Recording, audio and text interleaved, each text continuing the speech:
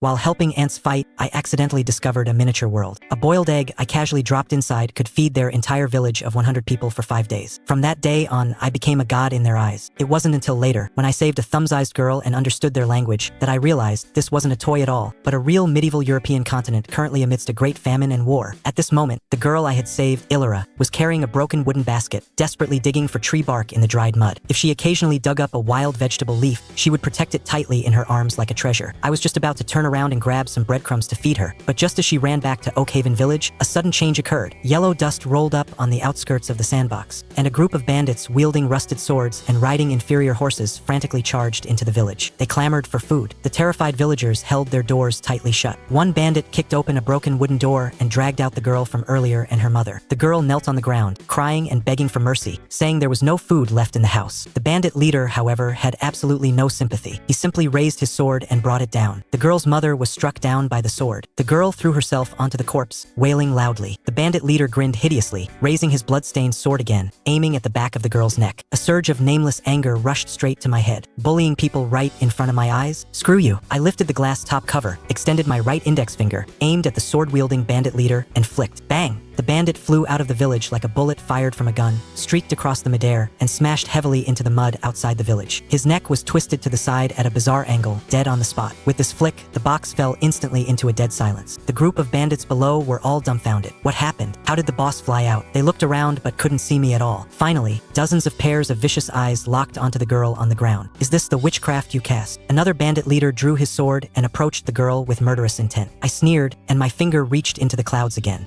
Curl finger. Flick, smack. The second leader let out a miserable shriek and flew backward over a dozen meters. All the bones in his body shattered, and he was pasted onto the ground, motionless. The remaining bandits went crazy with fear, scurrying around like headless flies. At this moment, the girl suddenly raised her head. Her gaze pierced through the cloud layer of the diorama box and crashed straight into my Silas eyes. It was a pair of eyes filled with despair, fear, and a faint glimmer of hope. She fell to her knees on the ground and bowed deeply to me. Almighty Holy Lord, save us. My heart jolted. This wasn't a toy. These were fucking living people. Seeing a few bandits still trying to grab the girl, I was completely enraged. Go to hell, all of you. I raised my right hand, spread my palm, and slammed it down hard toward the group of bandits in the village. The sound of wind and thunder roared. From the bandits' perspective, the sky was falling. Smack! One bandit was crushed into a flat human pancake. Mashed flesh mixed with blood splattered all over the ground. Smack! Another one. Smack, smack, smack. I swung my palm continuously, like swatting mosquitoes. With every strike, a new pool of blood appeared on the ground. A few seconds later, dozens of bandits were completely wiped out, all turned into minced meat plastered to the ground. I withdrew my hand. It was entirely covered in the pungent smell of blood. Real blood. I leaned back in my chair, watching the villagers tremblingly walk out of their houses, confiscate the bandits' weapons, and dig holes to bury the corpses. This box of mine connected to a living, breathing miniature world. After washing my hands clean, I fell straight to sleep. Pulling continuous all-nighters combined with the recent adrenaline rush made me pass out completely. When I opened my eyes again, it was already the morning of the next day. I abruptly rolled out of bed and rushed to the diorama box. Illyra had left the village again, carrying her broken wooden basket, her footsteps weak and floating. She continued to dig for food in the dried, thoroughly turned over dirt from yesterday. She was starving. She couldn't hold on much longer. I blurted out, "This girl has it so hard." As soon as I spoke, Illyra threw her head back as if electrocuted. Her gaze once again crossed dimensions and locked dead onto my face. Merciful Holy Lord. She prostrate on the ground, trembling like a fallen leaf. "I am so hungry. I beg you to show mercy and save me." She wants food? Easy. I rushed into the kitchen. There happened to be 2 freshly hard-boiled eggs in the pot. I scooped one out, ran it under cold water to cool it down, and peeled off the shell. I spoke softly toward the box. "Girl, here is some food for you." Illyra stiffened all over, looking up at the sky in pleasant surprise. I pinched the peeled boiled egg with 2 fingers, slowly reached into the box, and gently placed it on the yellow sand in front of her. The girl's mouth gaped open. She was completely dumbfounded. From her perspective, how was this an egg? This was an ancient behemoth's egg, 30 meters long and over 10 meters high, pure white, emitting terrifying heat, lying across her path like a mountain of meat. Terrified, she stumbled back several steps and stuttered, Is this an egg? Spoiled. Just eat it directly," I said. She gathered her courage, leaned in, threw herself at it, and took a massive bite of the egg white. The next second, she grabbed the edges of the bite mark with both hands, buried her entire head into the yolk, and swallowed in large gulps like a madwoman, making muffled sounds of satisfaction. After taking a few bites, she abruptly pulled her head out and looked up at the sky timidly. "Lord Holy One,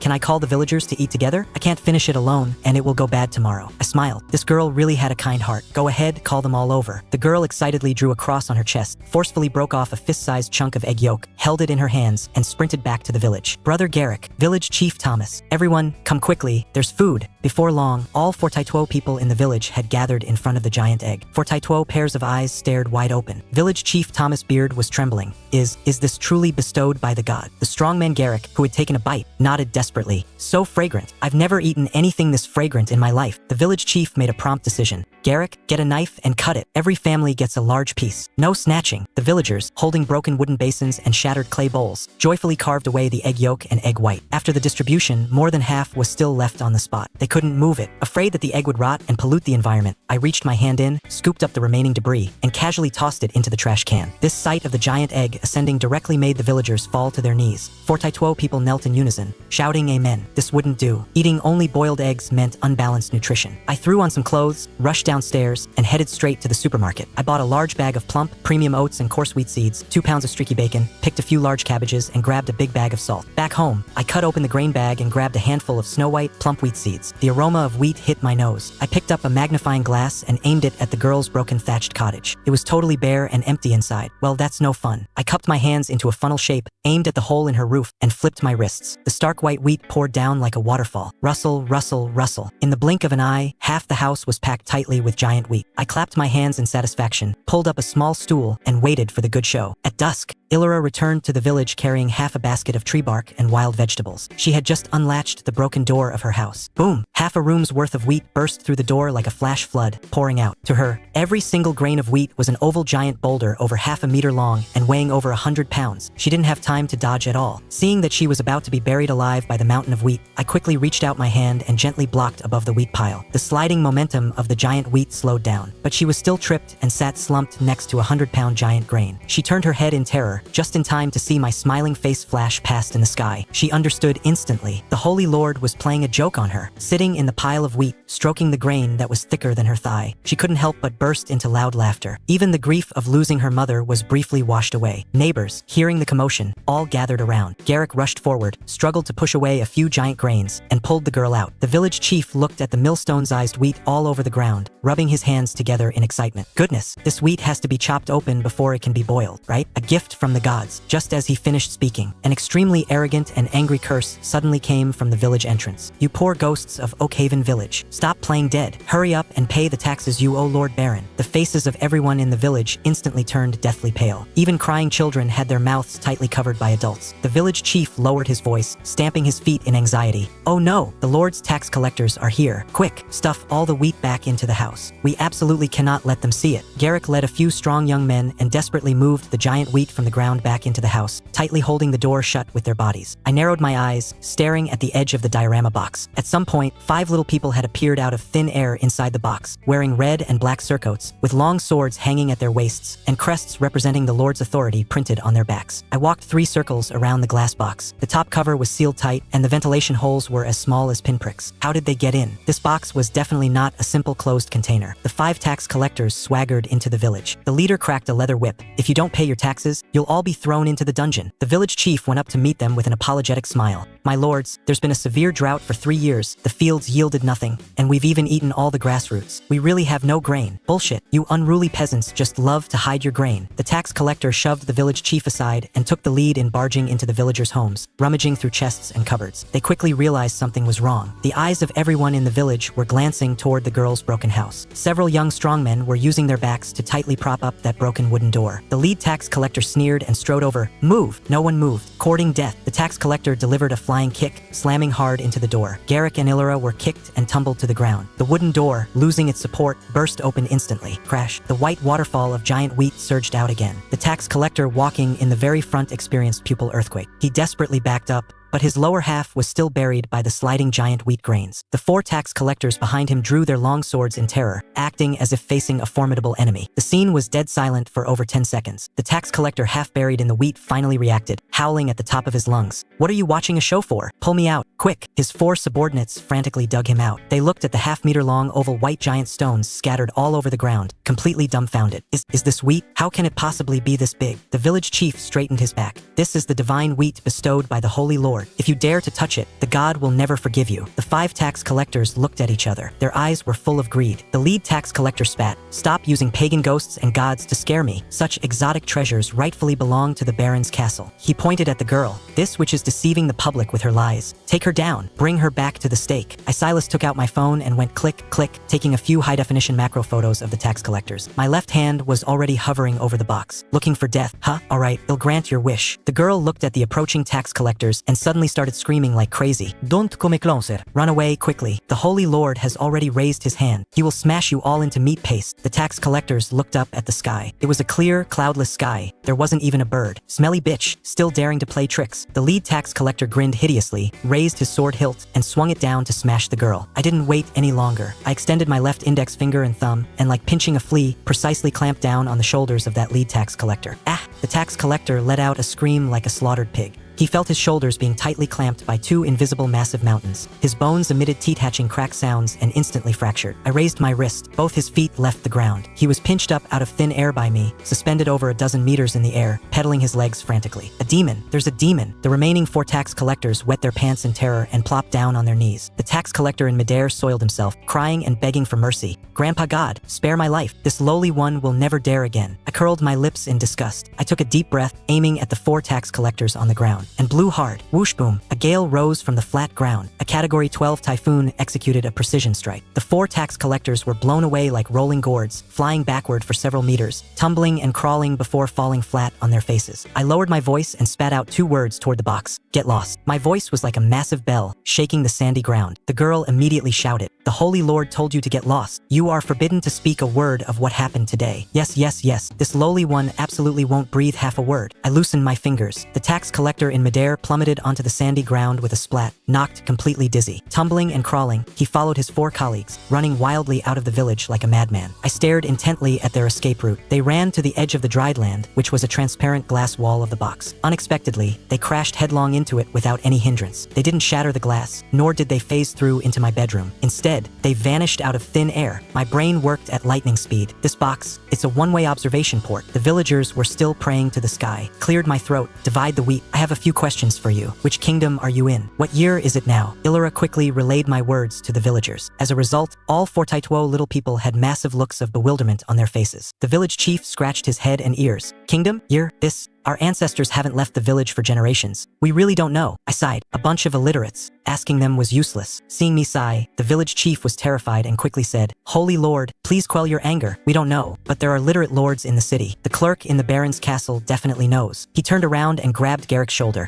Garrick, tomorrow morning, take a few strong young lads, eat more divine wheat, go to the castle territory and invite that clerk over. If he refuses to come, knock him out with a club and carry him back. We absolutely cannot let the Holy Lord down. Garrick thumped his chest loudly. Leave it to me. Interesting. Kidnapping an NPC? This plot development is pretty hardcore. I turned off the light and slept comfortably. 7 o'clock the next morning. The first thing I did was look at the diorama box. Garrick was leading 3 strong young men, squatting at the door, ravenously devouring crushed wheat porridge mixed with tree bark, sweating profusely from eating. The girl was carrying a basket, preparing to go out and look for wild vegetables. I walked to the refrigerator and broke off a piece of crisp, plump green cabbage leaf. It was over 40 centimeters long and very juicy. I walked to the front of the box, aimed at the girl who had just stepped out of the village, and let go. The gigantic cabbage leaf floated down, blotting out the sky and the sun. In the girl's line of sight, it was a massive emerald canopy, 300 meters long and 100 meters wide, crashing down on her like Mount Tai. This girl was already accustomed to my miracles. She skillfully knelt on the ground, drew a cross in prayer, and shouted at the top of her lungs for the whole village to come share the vegetable. Once basic needs were met, the villagers immediately became active. Some sewed clothes, some molded clay, some did blacksmithing, and an old man even started carving wooden bowls. I watched with keen interest. Suddenly, Illyra brought a bucket of water into her house and shut the doors and windows tight. There was a large hole in the roof of this broken thatched cottage. My heart gave a sudden thump. I picked up the magnifying glass and aimed it at the hole. Illyra was standing on a high stack of broken wooden boxes, poking her head out to look up. Our gazes collided across dimensions. Illyra's face flushed deep red like pig liver in an instant. Terrified, she pushed open the door and ran out, heading straight for the village chief. I pricked up my ears and heard the village chief lowering his voice to scold her. It's your blessing that the Holy Lord looks at you. Even if he asks you to go to the divine realm to be a handmaiden, you must obediently follow orders. Illyra shuddered all over,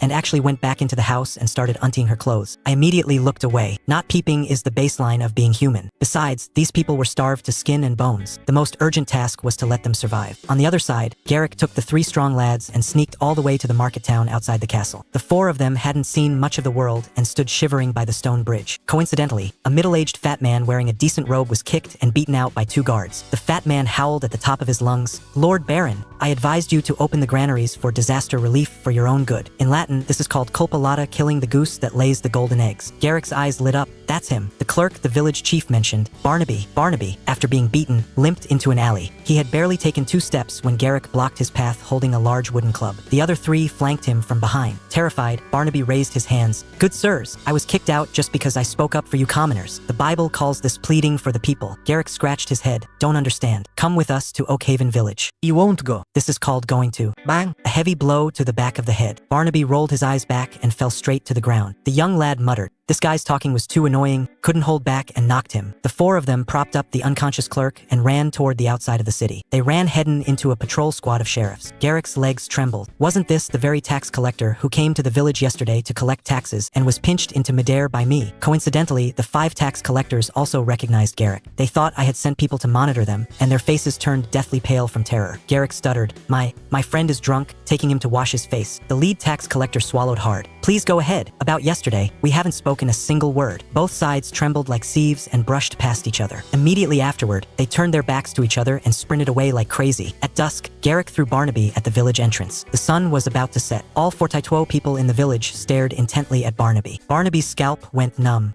"Everyone, let's talk this out nicely. As the proverb says, clear distinctions between gratitude and grudges." Illyra walked to the very front, tilted her ear to listen to the sky, and put on a serious expression. "Who are you? What year and month is it now?" Barnaby quickly bowed his head in a salute. "I am the former clerk, Barnaby. It is currently the year of our Lord 1315, July. This is called..." Oops, there's no proverb to summarize this. I leaned back in my chair, my body stiffening. "The year of our Lord 1315. The year the great famine of the dark Middle Ages broke out. Continuous rainfall, total crop failures, corpses of the starved everywhere, followed closely by the preludes to war and the Black Death sweeping across Europe. This isn't a game. This is the real chaos of the Dark Ages." I ordered with a cold face, "Illyra, ask him what the current king's name is." Barnaby shook his head in terror. "The lowly one dares not call his majesty the king by his direct name. This is called treason." I got angry. "Beat him up." Illyra gave the command. The villagers picked up wooden clubs, pitchforks, and broken clay pots, surrounding Barnaby so tightly that not a drop of water could leak out. Barnaby held his head and screamed, "Edward! The current king is named Edward." I was completely confirmed. This was that dark Europe filled with starved corpses and rivers of blood. I lost the mood for amusement, turned to open my computer, and frantically searched for historical records of the medieval famine. I dropped a sentence, "Give him a bite to eat." The villagers immediately dispersed, frantically drawing crosses toward the sky in prayer. Barnaby narrowly escaped death and followed Illyra into the kitchen. As soon as he entered,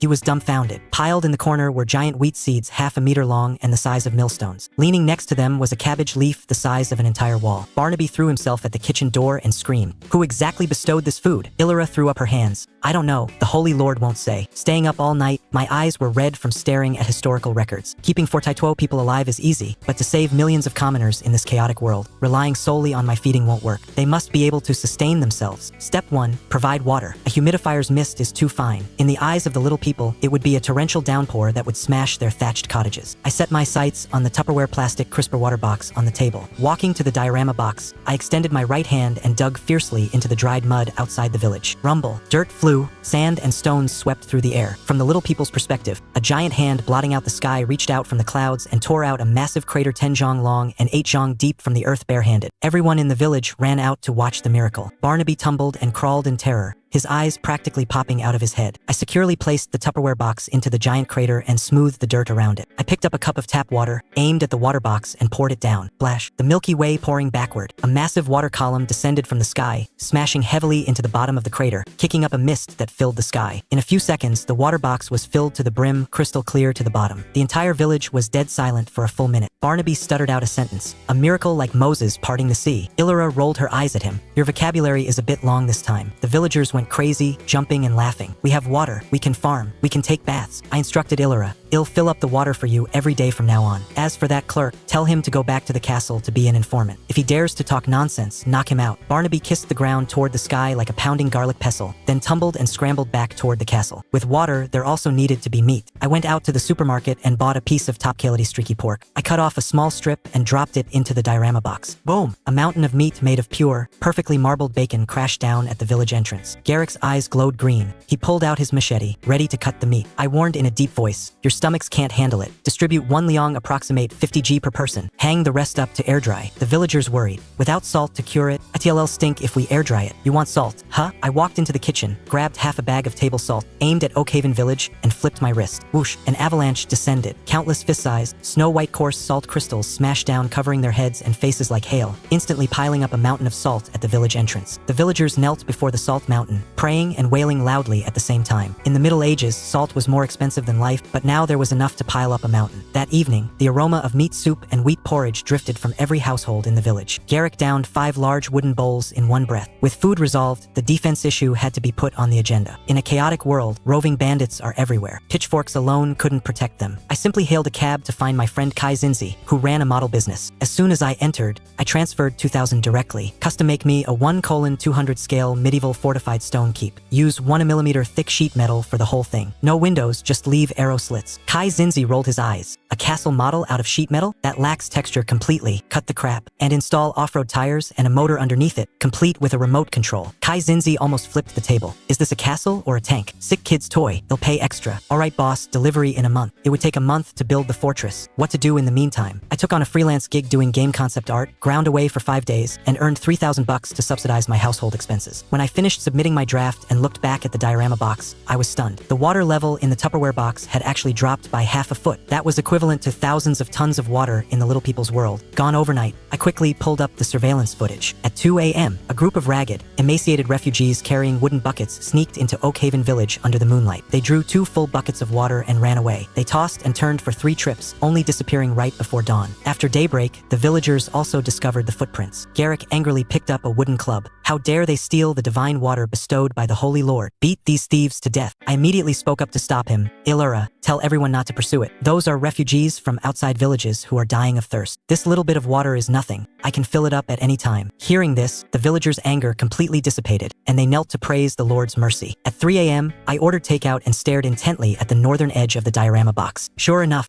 that group of water thieves came back. The leader was a dark-faced man with a full beard. He led dozens of people, tiptoeing to the edge of the pond. Looking inside, they were all dumbfounded. The water level they had stolen down yesterday was full again. Blackbeard cursed in a low voice. "Who cares where the water comes from? Hurry up and fill up. Don't make a sound." They plunged their heads into the water and drank wildly, then desperately drew water. Watching these refugees, starved out of their original forms, my heart ached. I wanted to give them some wheat, but I was afraid the giant wheat weighing dozens of pounds of grain would scare them to death. I turned and walked to the kitchen, tearing open a bag of refined flour. I grabbed a small pinch. Modern refined flour, magnified 200 times, was still just slightly coarser spherical granules. Holding my breath, I pinched the flour with 2 fingers. While they had their heads buried drawing water, I silently reached into the box. I gently rubbed my fingertips together, and it fell onto the mud behind them. A small hill made of snow-white flour spheres appeared out of thin air. Blackbeard filled his water, picked up his carrying pole, and turned around. His movements instantly froze. The water buckets smashed onto the ground with a clang, spilling all the water. He stared dead at that flour mountain, his eyeballs practically popping out. The people next to him panicked. "Boss, the water spilled." "Shut up. Look behind you." Dozens of refugees turned their heads in unison. They were all frozen in place as if struck by an immobilization spell. Blackbeard rushed over, picked up a white sphere, and stuffed it into his mouth. "Raw flour. It's all top-grade refined white flour," he roared in a suppressed voice, trembling all over. "It must be the people from Oakhaven Village who secretly placed this here. They knew we were stealing water, and not only did they not expose us, they even gave us food." The group of people were so excited they wiped away tears. "Pour out the water. Use the wooden buckets to pack the flour. Whoever dares to spill a single grain, they'll smash his head in." The refugees madly poured the water back into the pond, wiped the wooden buckets dry, and carefully filled them with the flour spheres. Before leaving, Blackbeard put down his carrying pole and bowed deeply, placing his hand on his chest toward the direction of Oakhaven Village. "Today's generous gift, I, Rowan, shall remember. I will definitely repay it in the future." Hearing this name, my brain buzzed with a hum. Blackbeard Rowan? I I quickly opened my computer and dug out the medieval historical records I had checked a few days ago. The starting point of the massive peasant uprising that swept the entire kingdom. The first fire that ignited the chaotic world. The ancestors of the rebel army that beat the king's army into repeated retreats. It was this Blackbeard man who took the lead in stealing water and was fed full by my handful of flour. I stared at the direction Rowan vanished, my scalp tingling. The progenitor of the uprising was in the neighboring village. The Lord Baron's head was about to be chopped off very soon. The flames of the peasant uprising were imminent. They were about to burn their way to Oakhaven village. The sheet metal castle would take another month to deliver. Distant water cannot quench an immediate fire. I had to immediately get some defensive gear for the village. My gaze swept frantically across the room. On the coat rack there was a rusted, curlied-up piece of scrap sheet metal. In the corner of the desk there was a box of unassembled Lego bricks. The corners of my mouth curled up. I choose you. I grabbed that piece of barbed scrap sheet metal and a few Lego bricks, strode to the diorama box, and sneered, "Brother Rowan, since the chaotic times are about to begin, they'll first give Oakhaven village some modern hardcore tech and brute force." Just as the sky began to lighten, Illyra pushed open the broken door. I pinched that piece of sheet metal I had stripped from the coat rack. It was 10 centimeters long and 0.3 millimeters thick. Aiming at the empty ground in front of her, I threw it straight down. Boom! From the little people's perspective, a supergiant black iron plate 20 meters long, 10 meters wide, and 60 centimeters thick smashed heavily onto the dry ground. The dust it kicked up was fully 3 stories high. Illyra looked up, her little face flushed red. "Holy Lord, are we eating iron plates today? I can't bite into it." I chuckled, "Glutton, this is for you to make iron armor." Blacksmith Bran ran over, circled the giant iron twice, and slapped his thigh anxiously. "Such a huge piece of iron. My broken furnace can't melt it at all. Too much nonsense." I directly reached both hands into the cloud layer. I pinched that 0.3 millimeter thin sheet metal, twisted it left, twisted it right, and gave it a hard snap. Snap! The sheet metal broke. Snap again. Snap, snap, snap, snap. Amidst the pupil earthquakes of the entire village, 2 invisible giant hands blotting out the sky casually kneaded and tore the super iron plate that was 60 centimeters thick, snapping it into dozens of pieces of scrap iron like snapping biscuits. Divine might pressed down. The villagers' knees went soft, ready to kneel again. I ordered in a deep voice, "Hurry up and take it to Quench and Forge. Roving bandits will be running all over the place soon. Every able-bodied young person must forge a set of iron armor, take up the captured bandit swords, and defend this village to the death for me." Everyone scrambled to gather firewood to fire up the furnaces. While they were working, I brought over a basket of dusty Lego bricks. Click, click, click. My hands flew, quickly assembling a long, colorful horizontal strip. I lifted the strip, aimed it at the outskirts of Oakhaven village, and firmly pressed it into the sandy ground. I enclosed it in a closed loop, deliberately leaving an opening for the city gate. The earth trembled violently, wind and thunder rolled. The villagers looked up and were all dumbfounded. A giant, multicolored city wall, 2 zhong high, rose straight out of the ground, wrapping the entire village up tight. Illyra climbed to the top of the wall along the studs of the Lego bricks and raised her arms, shouting, "The Holy Lord has bestowed a city wall. Everyone, quickly make wooden gates and prepare to defend against thieves." The villagers enthusiastically chopped down big trees. They stripped the branches, wanting to tie them side by side to make a wooden gate. They failed very quickly. The grass ropes they twisted by hand snapped with a gentle pull. A row of logs crashed apart. Hours of work went completely down the drain. Seeing this, I directly dug out my fishing bag from under the bed. I pulled out a 0.4 fishing line. This thing's diameter was only 0.1 millimeters. Magnified 200 times inside the box, it was a thick 2-centimeter hawser. I snipped off a section and casually tossed it into the village. "Tie it with this." A transparent, crystal-like long rope descended from the sky. The villagers used knives to cut it. Dull blades sawed away frantically, and they sweat bullets from exhaustion before barely managing to cut it. Several strong men pulled desperately from both ends, but it didn't budge an inch. It's stronger than hemp, ropes thicker than an arm. Could this be the noose of an angel? Will we be condemned by heaven if we cut it? I scolded. "Stop being so superstitious all day. That's my toy. Get to work." With the divine rope, 2 solid wood main gates, 2 zhong high, were tied together in an instant. The village's hardware was up to standard. The software had to catch up. I told Garrick to take people into the city to find that clerk Barnaby, who was fired by the Baron, to get me some technical talent back here. The moment Garrick set foot into the territory's market town, the entrance of the Baron's castle exploded. Barnaby was grabbing a familiar guard to strike up a conversation. The guard lowered his voice and sneered. "Lord Baron sent people to Clearwater Town to collect taxes. There was no grain, so they directly robbed the serfs of their winter wheat seeds." Barnaby's scalp instantly went numb. Robbing wheat seeds? That's the lifeblood of the serfs. There was a ruthless man in Clearwater Town named Rowan. This was definitely going to cause a rebellion. He took off running back to his courtyard, running right into Garrick, who had just arrived at his door. Upon hearing that Oakhaven village was building iron armor to defend against thieves, Barnaby instantly realized. The Holy Lord had long predicted that Rowan would rebel. Without a second of hesitation, he shoved his wife, daughter, maidservant, and manservant all to Garrick. "Take them to Oakhaven village to seek the Holy Lord's protection. Flee, quickly." Garrick was simple-minded. Obediently, he took the women and children and turned back to sprint wildly out of the city. The moment they stepped out of the city gate, on the hillside in the northwest corner of the market town.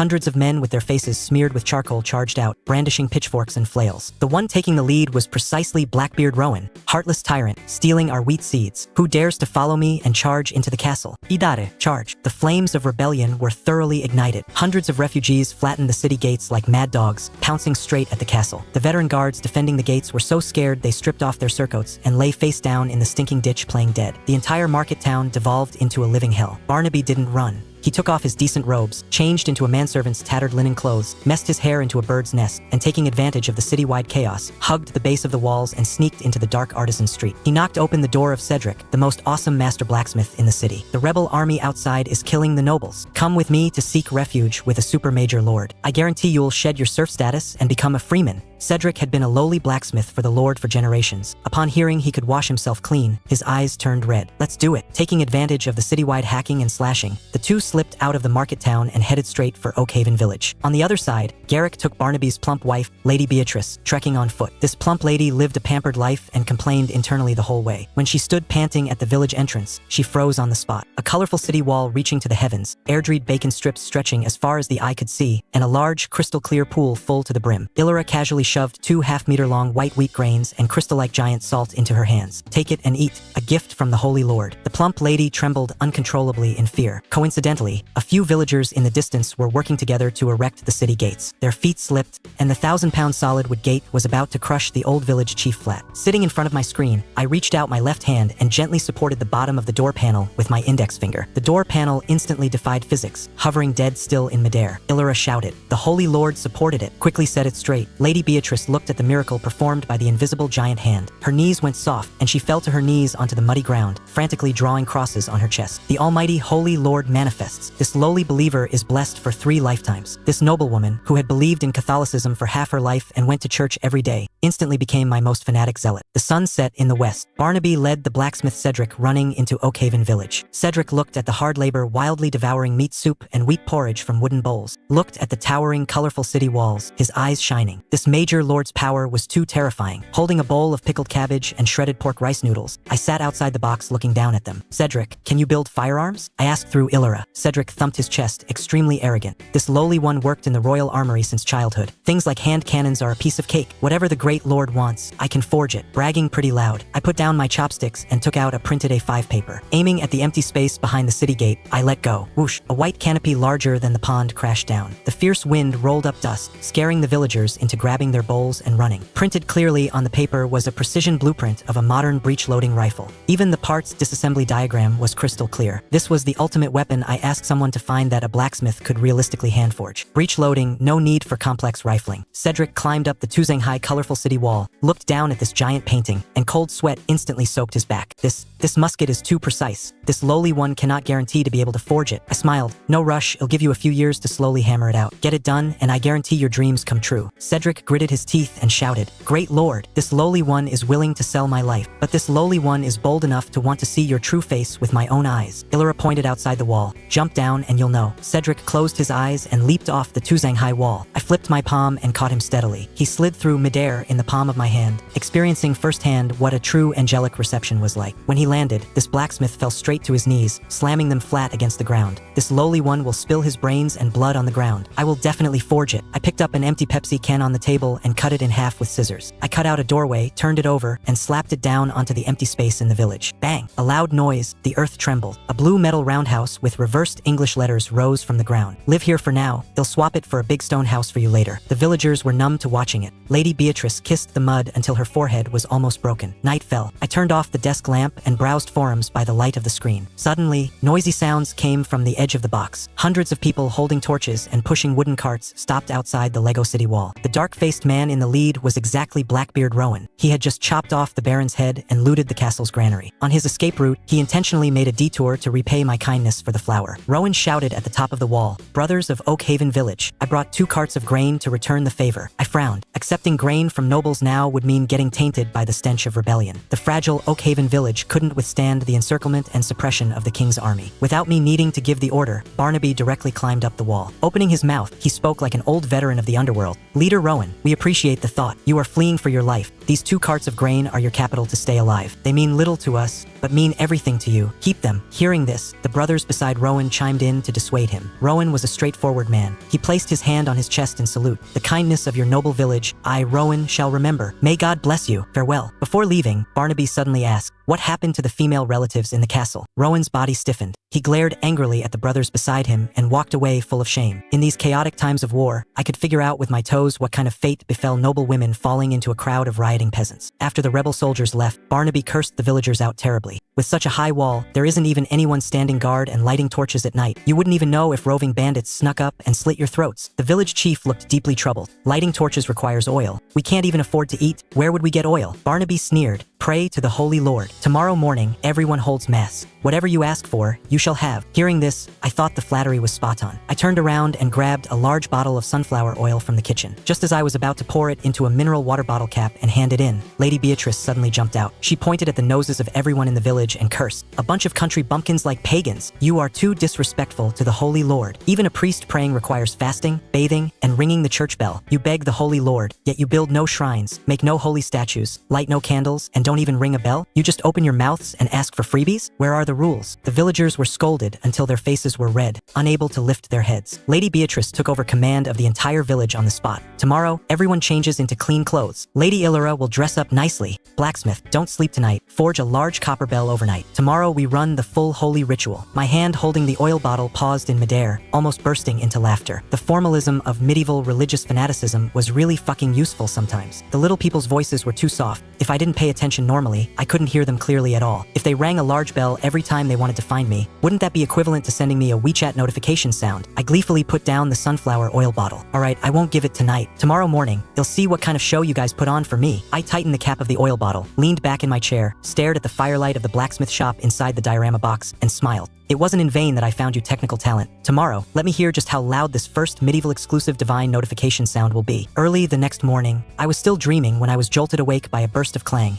banging sounds from broken copper and scrap iron. Rubbing my eyes, I looked into the diorama box. Good heavens, all 48 people in the village had lined up in neat formations of knightly squires and serfs. Illyra had been dressed up by that devout Lady Beatrice to look like Joan of Arc descending to earth. Wearing a pure white linen robe and a flower crown on her head, she absolutely stood in the center position. If she were in the modern world, this level of beauty would have Hollywood talent scouts handing her business cards on the street. Holding a wooden cup, she toasted the heavens and sprinkled it on the earth. She knelt on both knees, put her hands together, recited a long string of stuttering Latin hymns, and finally shouted at the top of her lungs. This humble believer is bold enough to ask for the deity's honorable name. I yawned and casually gave my real name, Silas. Upon hearing this name, Lady Beatrice trembled with excitement. This was clearly the name of an ancient prophet. She took the lead in kissing the ground and roaring, "Praise the almighty holy Lord Silas." The whole village followed suit, drawing crosses in unison and prostrating on the ground. "Alright, your buddy is now the holy Lord." Illyra continued to report. "Defense against thieves requires lighting torches all night, begging the holy Lord to bestow lamp oil." I turned around, picked up the sunflower oil from the kitchen, filled a mineral water bottle cap, and gently placed it into the box. In their eyes, this was a supermassive oil pool 10 feet in diameter and over half a person deep. The pure aroma of modern vegetable oil rushed straight to their heads. That simpleton Garrick drooled all over the ground and wanted to down the oil pool right then and there, but was kicked flying by the village chief. I didn't let everyone distribute it randomly. I directly designated that this pool of oil be handed over to the clerk Barnaby to manage. This old fox understood my meaning instantly. Oakhaven Village was currently a loose sheet of sand. It needed him to enforce discipline. I struck while the iron was hot, tossing down a few handfuls of flour spheres. Use this to go get some people. Barnaby's methods were absolutely ruthless. He borrowed a stone mill, ground the microscopically giant flour spheres entirely into normal powder, and packed it into burlap sacks. Holding this stuff, he strolled over to several nearby abandoned villages that had been drained of their able-bodied youth by bandits. By dusk, this guy swaggered into the village with his head held high, followed by a full 102 refugees with faces the color of vegetables from starvation. The village population skyrocketed instantly. Barnaby immediately displayed incredibly strong management skills, shouting at the top of his lungs to lay down the rules. "Those who know how to forge, you get 2 extra scoops of flour a day. Go hang with Cedric, masons and woodcarvers. Take people and go build the holy sanctuary of St. Silas for me. Building a sanctuary requires a divine statue." The 2 woodcarvers begged Illyra to describe what I looked like. I simply took off the glass cover and leaned my face close to look down. Illyra was completely mesmerized. When relaying it to the carvers, she forcibly added 3 layers of beauty filters to me. The clay statue they molded was handsome, elegant, and possessed a solemn treasure-like appearance. Its looks at least 30% higher than me in person. This craftsmanship was quite incredible. A thought struck me. I opened my computer printer, shrunk printed a 3-centimeter pattern of Aragorn from the Lord of the Rings, holding his holy sword. I cut it out and threw it into the box. Use wood and carve this out for me 1:1 based on this. Just as the arrangements here were finished, the alarm outside the village sounded. The territory's sheriff, Sir Derek, leading over 100 defeated remnant soldiers, followed the escape route of the rebel Rowan and groped his way to Oakhaven village. This bunch of bastards had just had their lair taken out by the rioting serfs and were worrying about having nowhere to vent. As a result, when they looked up and bumped into the Tuzanghai Lego colorful city wall on the outskirts of the village, they were dumbfounded on the spot. In this desolate wilderness, where did such a huge magical fortress come from? Is the witchcraft of Rowan's bunch of rebel bandits this terrifying now? Barnaby, deeply versed in the art of fooling people, greeted them with a beaming smile, pretending to be blind. Lord Knight, what city wall? This is clearly a refugee village. Sir Derek drew his sword, pointed at the Tuzanghai Lego bricks in front of him, and cursed loudly. Do you think I'm blind? You can't see a wall this big. Sitting outside the box, I sneered, took out my phone, pressed it close to the glass of the diorama box, clicked on an audio clip of a witch's miserable laugh from a medieval horror movie, and maxed out the volume. Wahahaha! The shrill ghost laugh exploded like thunder behind the backs of the 100 or so fully armed soldiers. Sir Derek was so scared he dropped his sword, leading his subordinates to abruptly turn around and stare dead at the gloomy forest behind them. Now's the time. My hands turned into afterimages reaching into the box, pulled away the Lego city wall, yanked out the Tupperware water pool, flipped away the Tinkin metal house. Within 10 seconds, the village instantly turned back into a desolate, flat, yellow sandy ground. Sir Derek found no witch behind him and turned back, suspicious and uncertain. The next second, his entire body stiffened in place as if struck by lightning. His lips trembled frantically. The fortress? Where's the fortress? A wall that big? It was just here. The corners of Barnaby's mouth split open into an eerie arc, looking exactly like a believer subjected to demonic whispers. Lord Knight, it must be that you've been exterminating bandits for consecutive days and had your mind bewildered by the witches in the woods. Where is there a wall here? How about coming into the village to rest?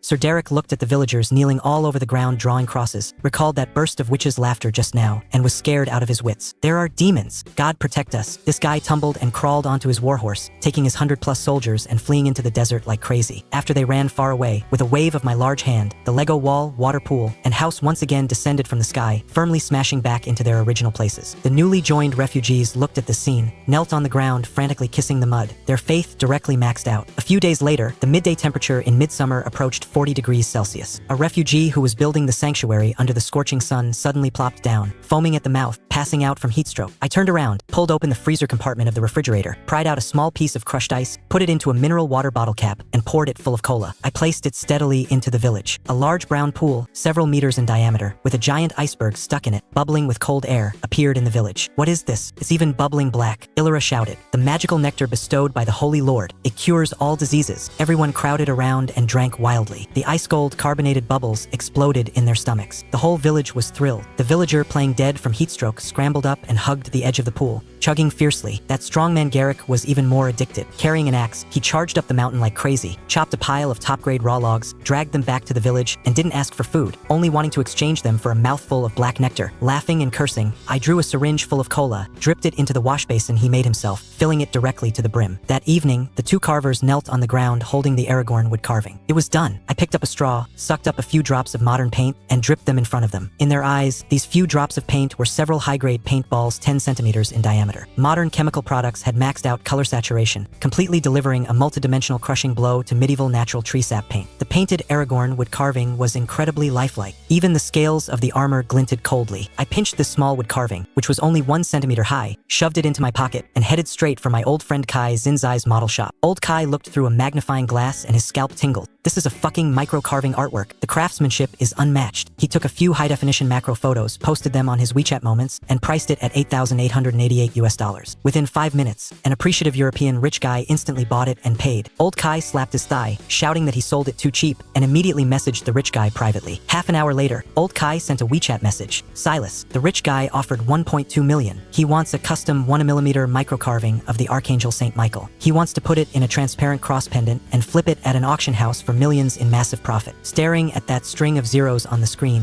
my heart rate accelerated crazily. Take it right now. A 1mm micro carving? An impossible task for modern humans. But for me, I just needed to have the little people in the box carve a Tumaturai, life-size divine statue. This business was simply a cross-dimensional crushing strike. Rich, carrying the deposit, I swept through the supermarket for a large piece of top-tier pork tenderloin, taking wide strides home. Cutting off a small piece, I dropped it into the empty space in Oakhaven Village. A fresh, redand white mountain of meat rose from the ground. I sent down a divine decree. Tonight, the whole village eats meat, 2 scoops per person. The extra dozens of pounds are all rewarded to the 2 sculptors. The entire village boiled over. The sculptors hugged the giant meat that was several sizes larger than themselves, crying snot and tears, and set up a fire on the spot in the empty space to smoke bacon. The greasy, savory aroma of meat drifted through the whole village, stimulating the nerves of every refugee. Human nature is just like this. Only when there is hope will people desperately climb upwards. Amidst the smoke and fire of this smoked meat, a towering, majestic miniature Gothic building was completely finished. St. Silas Cathedral was officially completed. I couldn't wait to cast my gaze toward that small sanctuary. It was time to see just what dimension of power of faith this group of fanatic zealots could produce for me. The year of our Lord 1315, the eve of the harvest festival. All the villagers changed into clean linen clothes, lining up in neat square formations. Illyra, braving the hot weather, dressed in flowing white robes and wearing heavy makeup, knelt in front of the most luxurious building in the whole village. Holding the Holy Grail, she toasted the heavens and sprinkled the earth. After reciting a whole stuttering psalm, she waved her large hand. Ring the bell! Clang, clang, clang. The melodious sound of the copper bell rippled outwards. To be fair, those 2 blacksmiths hadn't managed to forge proper iron armor, but they certainly made this bell sound decent. The villagers lined up to enter the church, kissing the holy armor of my divine statue and making wishes. An old farmer begged pitifully. I begged the Holy Lord to bless us with favorable weather next year and plump wheat ears. I was amused. This matter was under my jurisdiction. I ordered Illyra, "Tell him, amen, it is granted." Hearing this, the old farmer rushed out the door in wild joy, crying and laughing. The Holy Lord has granted it. 3 years. We can finally plant crops. Seeing this, the people lining up behind him went crazy, their eyes turning red as they squeezed forward. I begged the Holy Lord to bless my family with a few more bushels of oats. I waved my large hand. Granted, all granted. Worst comes to worst, they'll sprinkle some fertilizer for you later. Right during this sacred and solemn moment, the clerk Barnaby sidled up to the divine statue and prayed with shifty eyes. I begged the Holy Lord for a blessing. I want the thing down there to grow a bit bigger and last a bit longer, so from now on, like a bull in heat, my face darkened entirely. Tell him to get the hell out of here immediately. Holding back her laughter, Illyra relayed the exact words. Barnaby scurried away holding his head, and the whole village erupted in roaring laughter. Just as everyone was having fun, the sentry on the city wall suddenly rang the alarm bell desperately. Someone is coming. There are a lot of people outside. I straightened up and looked into the box. Limited by the field of view, I could only see 500 meters around the village. But the villagers, standing on the city wall, could see for several miles out. Soon, a tragic chase scene rushed into my line of sight. A large group of refugees dragging their children were running wildly, crying for their fathers and mothers, followed closely by a large number of forest bandits wielding battle axes and longswords. Swords flashed and blood shadowed. With swift strokes, the slower refugees were chopped down onto the ground, blood spurting. The villagers had never seen such a battle array,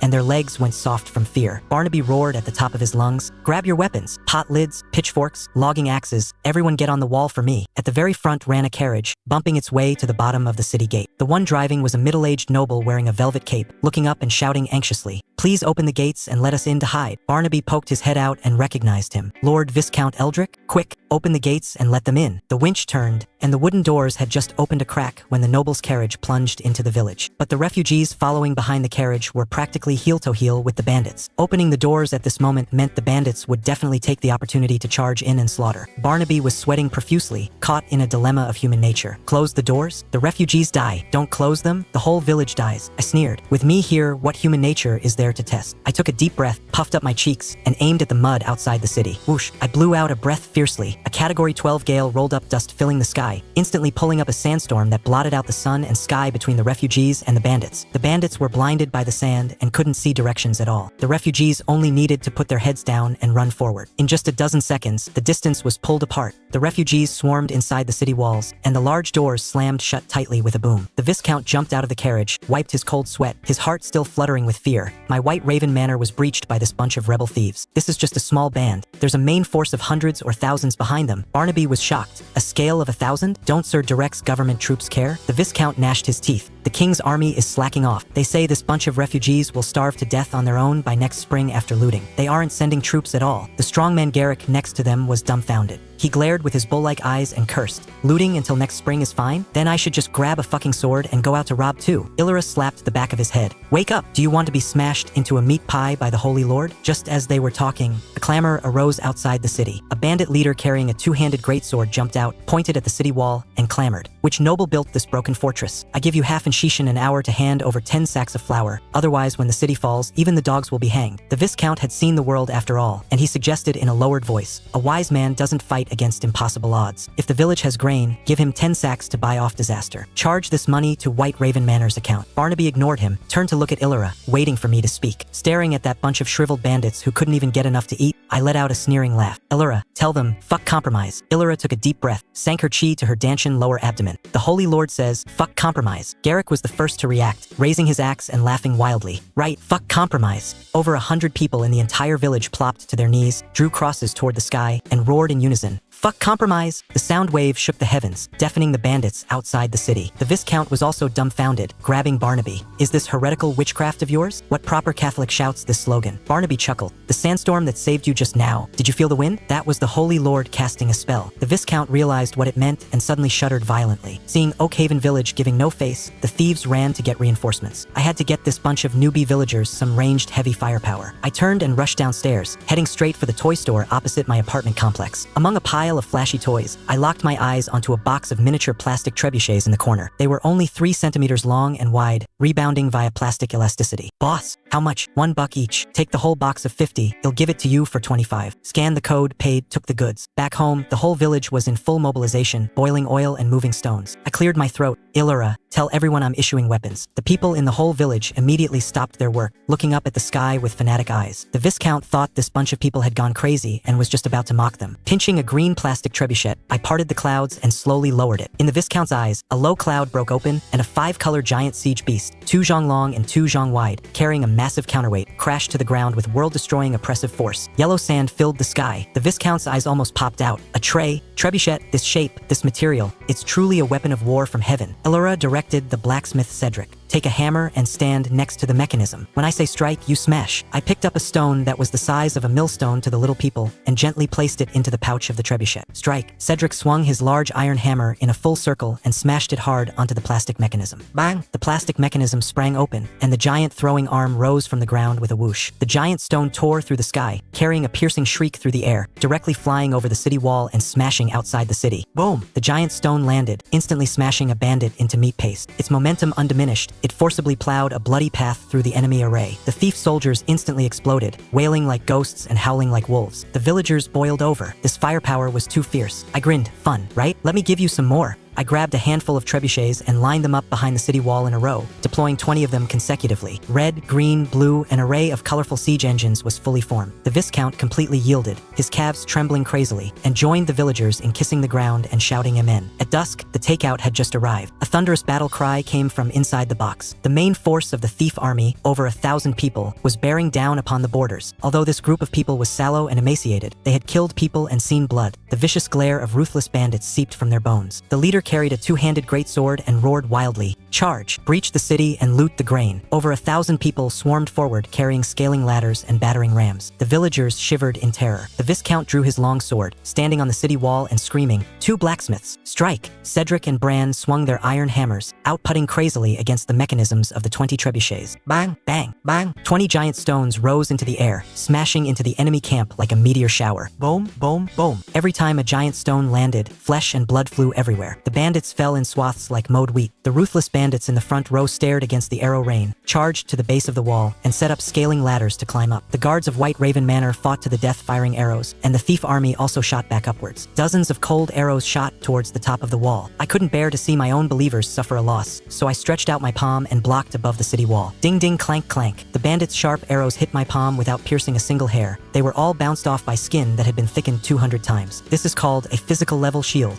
The The thief soldiers couldn't see my hand at all and thought the city wall came with a magical barrier, scaring them out of their wits. Under the city wall, pot after pot of boiling vegetable oil was poured down. It scalded the thief soldiers until they shrieked wildly. Suddenly, a bandit stepped on a scaling ladder and flipped onto the wall. This guy was extremely fierce, wrapped in thick studded leather armor. A villager thrust a pitchfork at him, but couldn't even pierce the skin. With a backhand strike, he chopped off the pitchfork and pounced toward Garrick with a hideous grin. Unable to dodge in time, Garrick took a sword strike hard to his chest. Clang! Sparks flew. Garrick, wearing the sheet metal plate armor I provided, was completely unharmed. The bandit was stunned, gritted his teeth, and swung a backhand slash at Garrick's neck. My eyelids twitched. Daring to touch my capable general? I extended 2 fingers, accurately reaching into midair, and firmly clamped down on that broadsword halfway through its swing. The bandit's face turned red, using all his might, but the great sword remained completely motionless. In the eyes of bystanders, this sword seemed to be welded dead by the air. Illura shouted, "Garrick, the Holy Lord has locked him down for you. Strike." Garrick woke up as if from a dream, swung his large logging axe, and swept away 1,000 troops.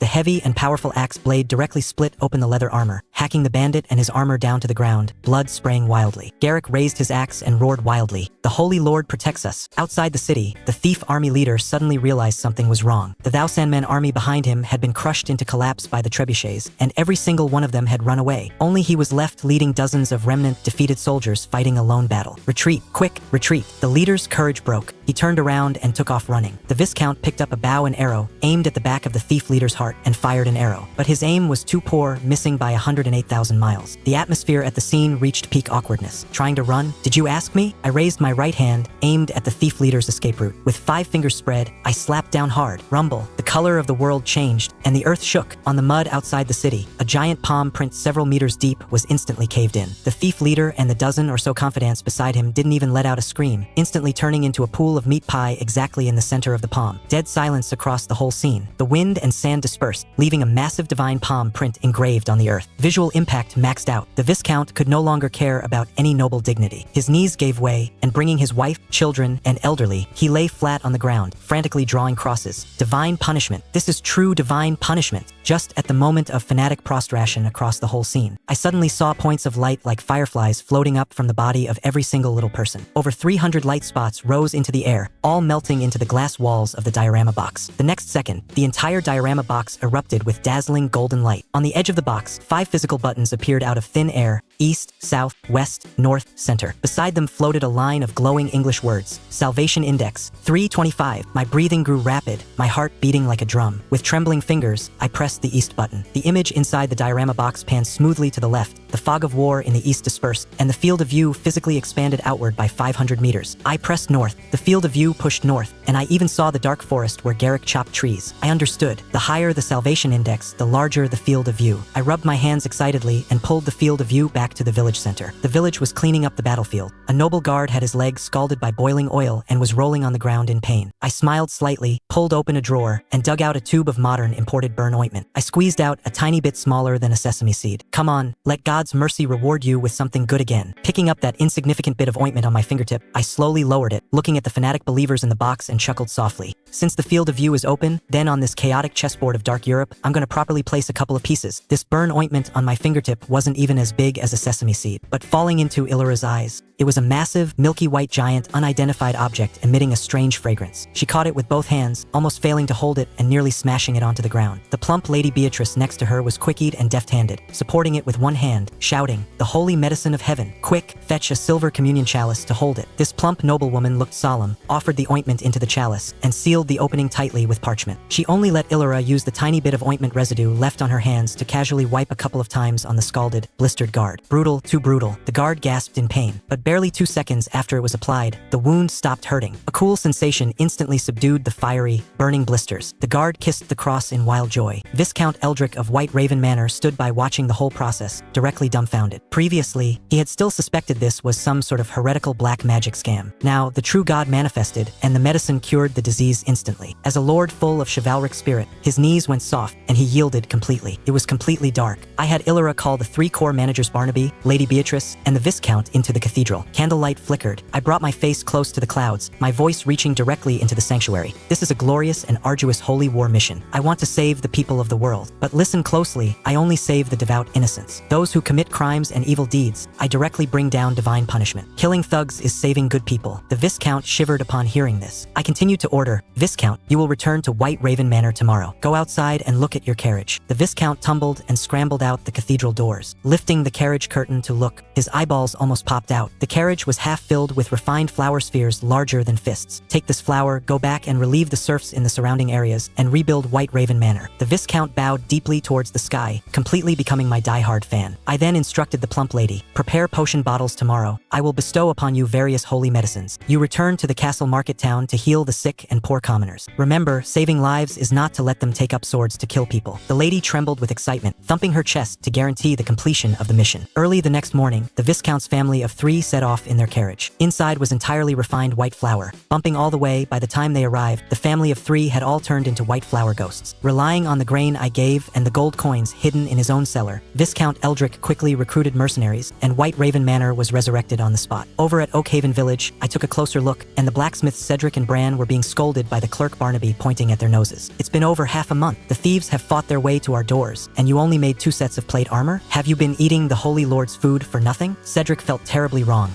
Lord Barnaby, it's really not our fault. Armor can't be all iron. Inside, one must wear a thick arming doublet to connect it, otherwise, the iron armor will chafe a person to death. The village has no cotton or linen at all. Short on cotton? That's easy. I turned and pulled open my wardrobe, dug out a worn-out old padded jacket, and plucked out a wad of long staple Xinjiang cotton through a hole. I casually tossed it into the box. A wad of snow-white cotton half the size of a house crashed down in front of the blacksmith shop. Barnaby threw himself on it and pulled a handful, shouting excitedly, "The holy cotton of heaven! So white, so fine, so long." I stared at this wad of cotton, and a thought suddenly flashed through my mind. The cotton grew larger, but the fibers inside didn't become thicker. The little people could still spin and weave it normally. This showed that when things at the microscopic level were put into the box, their volume remained unchanged, but their quantity increased proportionally. The women of the whole village boiled over, scrambling to claim cotton to take home to spin thread and weave cloth. Lady Beatrice was going to return to the market town in 2 days to preach and dispense medicine. Barnaby squatted on the ground, looking miserable. With my wife gone, what about my daughter reading and studying? Trying to invite a teaching scholar to this poor backwater is as hard as ascending to the heavens. Those scholars who know Latin have arrogant bones and will not bow their waists for 5 bushels of oats. Arrogant bones? Won't bow? I pulled open a drawer and dug out a thick $9.99 pure silver necklace I bought during my Chuyunibiu phase years ago. I took pliers, cut off a silver ring 1 centimeter in diameter, and threw it into the box. Clang! A massive silver ring, a head taller than a person, smashed down in front of Barnaby. Shining with silver light, it blinded everyone in the village. I sneered. Ask him, will he bow his waist now? Barnaby swallowed hard. He will break his own waist with parchment. I took the pliers and cut the silver ring into fist-sized pieces. Take the silver pieces to invite him. If he doesn't come, smash 1 piece. If he still doesn't come, smash another piece. If he still doesn't come after smashing 2 pieces, turn around and leave. I guarantee he will run after you crying, begging you to hire him. Barnaby knelt on the ground, wildly shouting the Holy Lord's generosity. Early the next morning, Barnaby took his wife, along with the sculptor, Garrick, and a dozen other able-bodied young men, carrying bags and bundles out of Oakhaven Village, heading straight for the territory market town. Now the outside world was in the chaos of war. The group walked nervously for a dozen miles. Whatever you fear is what comes. With a rustle from the woods by the road, over 100 fierce-looking forest bandits charged out, instantly surrounding them tightly. The lady hugged the silver chalice, holding the holy medicine tightly. Garrick drew his long sword, sweating profusely. Barnaby forced himself to stay calm, puffed out his belly, and roared, "I am the former clerk. Touching us is going against the Lord." The one-eyed minor leader taking charge sneered, "I even chopped the Lord Baron. You think I'm afraid of you, a clerk?" Barnaby's brain turned, catching a blind spot. "Are you Blackbeard Rowan's men?" "That's right. I run with Boss Rowan." Barnaby immediately put on a face full of confidence. "What a coincidence. We have a life-and-death friendship with Leader Rowan. Try touching me, and see if Rowan doesn't dismantle your bones." The minor leader was stunned, caught in a dilemma. The scene instantly stalemated. Just then, an angry shout came from the hillside. "Put down your swords." Blackbeard Rowan walked down with large strides, took a close look, and smiled. "Brothers of Oakhaven Village, in this chaos of war, you're running around carrying so many bundles?" The minor leader broke into a cold sweat and quickly took his men to retreat. Rowan was extremely loyal and offered to escort them to the edge of the market town. Barnaby was so excited he slumped to the ground on the spot, constantly praising God's protection. The journey was silent. Rowan escorted them to a few miles outside the town and arranged to meet here early tomorrow morning. Barnaby led the people towards the town gates. The defending guards took a close look and their souls flew away. They were ready to drop the portcullis on the spot. Lord Barnaby, weren't you eaten by a witch in Oakhaven Village?" It turned out these two soldiers were the deserters who followed Sir Derek to Oakhaven Village last time and had their courage broken by the witch audio I played. Barnaby was overjoyed inside, but on the surface, he was as steady as an old dog. He pointed at the big sun in the sky and cursed, "Broad daylight and you call me a ghost? I think you have ghosts in your heart. I took my wife out of the city to take refuge, and now that the heat has passed, I just came back." The two soldiers looked at the sun, then looked at Barnaby's shadow on the ground, swallowed hard, and quickly let them pass. Barnaby settled his wife to dispense medicine at the monastery and turned to go to the east of the city. He brought my ultimate mission on this trip, to get a scholar for the village and wipe out illiteracy for the whole village. In a dilapidated attic, the poor scholar Iman, wearing a patched scholar's robe, shook his head like a rattledrum upon hearing he had to go to the desolate Oakhaven village. "It's chaos and war outside. I won't go. I still have several seminary students to teach. We scholars have quills and ambition. We absolutely won't bow our waists for a few pieces of black bread. A few pieces of black bread won't do, right?" Sitting outside the box, I sneered, picked up the pliers, and snip, cut off a piece of silver the size of a fingernail, and casually tossed it into the box. Bang! A huge pure silver stone larger than a fist smashed heavily onto Iman's broken wooden table. Flashing silver light stung the poor scholar's eyes. Iman's legs went soft, his eyeballs almost popping out onto the ground.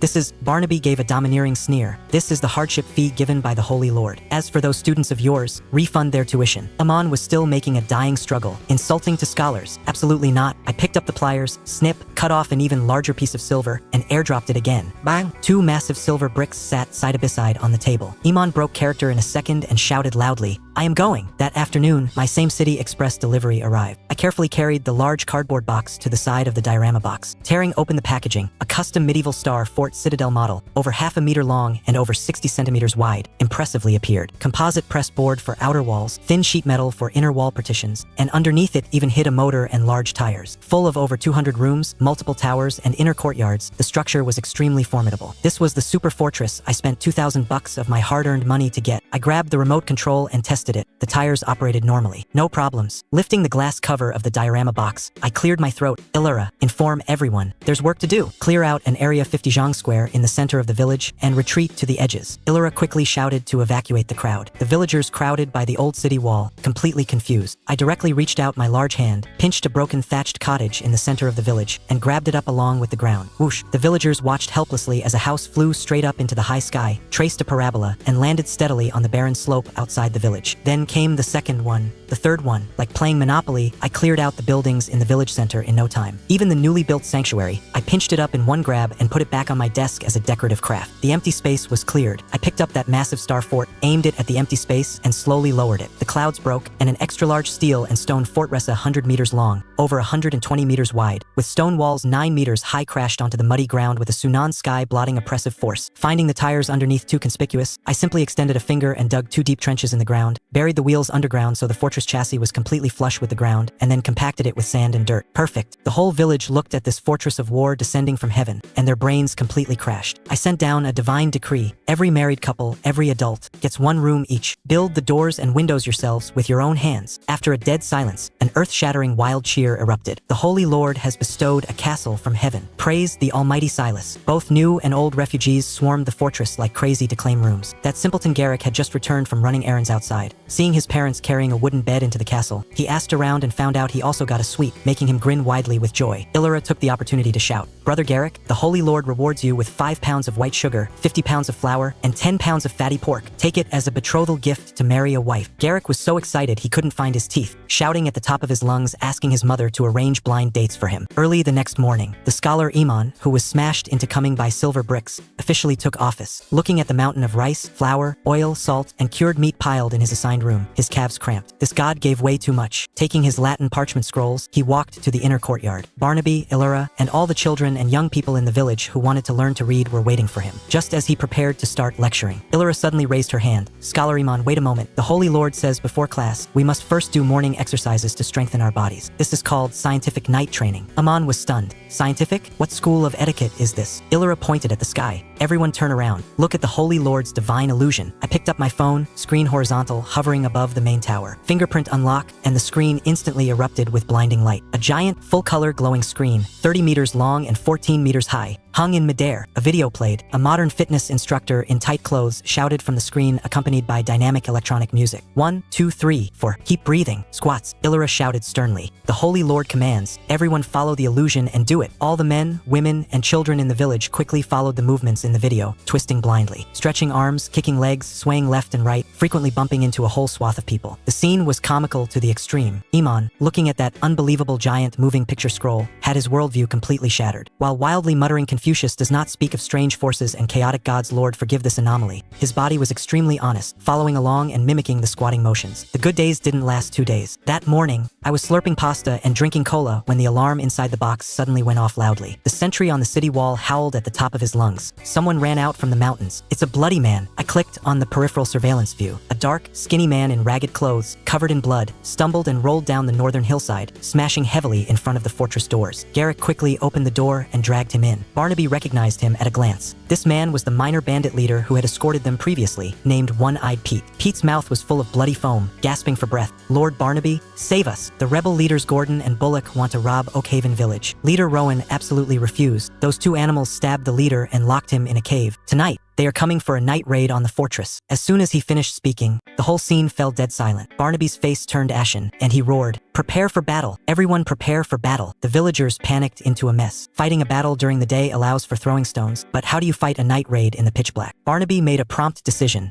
Garrick, you run fast. Hurry to White Raven Manor and invite Viscount Eldrick to be the commander. Quick! Garrick stuffed some dried meat and flatbread in his pockets, spread his big feet, and sprinted away wildly. A journey of 2 Shishin 4 hours was forcibly run as if he were flying. Arriving at White Raven Manor, the Viscount heard Oakhaven village was in trouble. Without a second word, he led out 2 war horses. Garrick didn't know how to ride, so he tightly hugged the horse's neck, and the 2 rode like the wind back to the fortress. The Viscount rushed into the Star Fort. First, he was shocked speechless by this super fortress with multiple towers and dead-angle crossfire. God, this defensive layout is simply flawless. The Viscount hurriedly climbed the wall to survey the terrain, immediately setting his tactics. We can't defend statically. Defending against thieves for 1,000 days will inevitably breed exhaustion. We will directly open the main gates wide and lure the thieves into the trap, utilizing the narrow passages of this inner courtyard. Well, close the door and beat the dogs, suffocating them all in the killing pit and smashing them with stones. Tactics set, defense lines deployed. But a narrow retreat passage became a fatal hidden danger. They really couldn't spare troops to defend it. Sitting outside the box, looking at that passage, I grinned. Short on firepower, I pulled a windproof lighter out of my pocket. Illyra immediately understood, clearing the empty space. Everyone stepped back. The Holy Lord is going to borrow the thunder fire cannon of heaven. Pinching the lighter, I slowly lowered it into the end of the fortress passage. In the Viscount's eyes, an extremely bizarrely shaped giant bronze cannon, several zhang long, descended from heaven. The muzzle tightly sealed that retreat alley. It landed silently. Absolutely no one is allowed to stand within 3 zhang directly in front of the muzzle. Have the 2 blacksmiths bring their large iron hammers, aim at the mechanism behind it, and smash it hard for me. Cedric and Bran, carrying their large forging hammers, stood behind the lighter's button. 1, 2, 3. The 2 swung their hammers in full circles and smashed them down hard. Clang. The mechanism was pressed. Boom. The lighter's nozzle instantly erupted with a terrifying purplish-blue ball of flame. The extreme temperature tongue of fire over 3 meters long surged out like an angry dragon,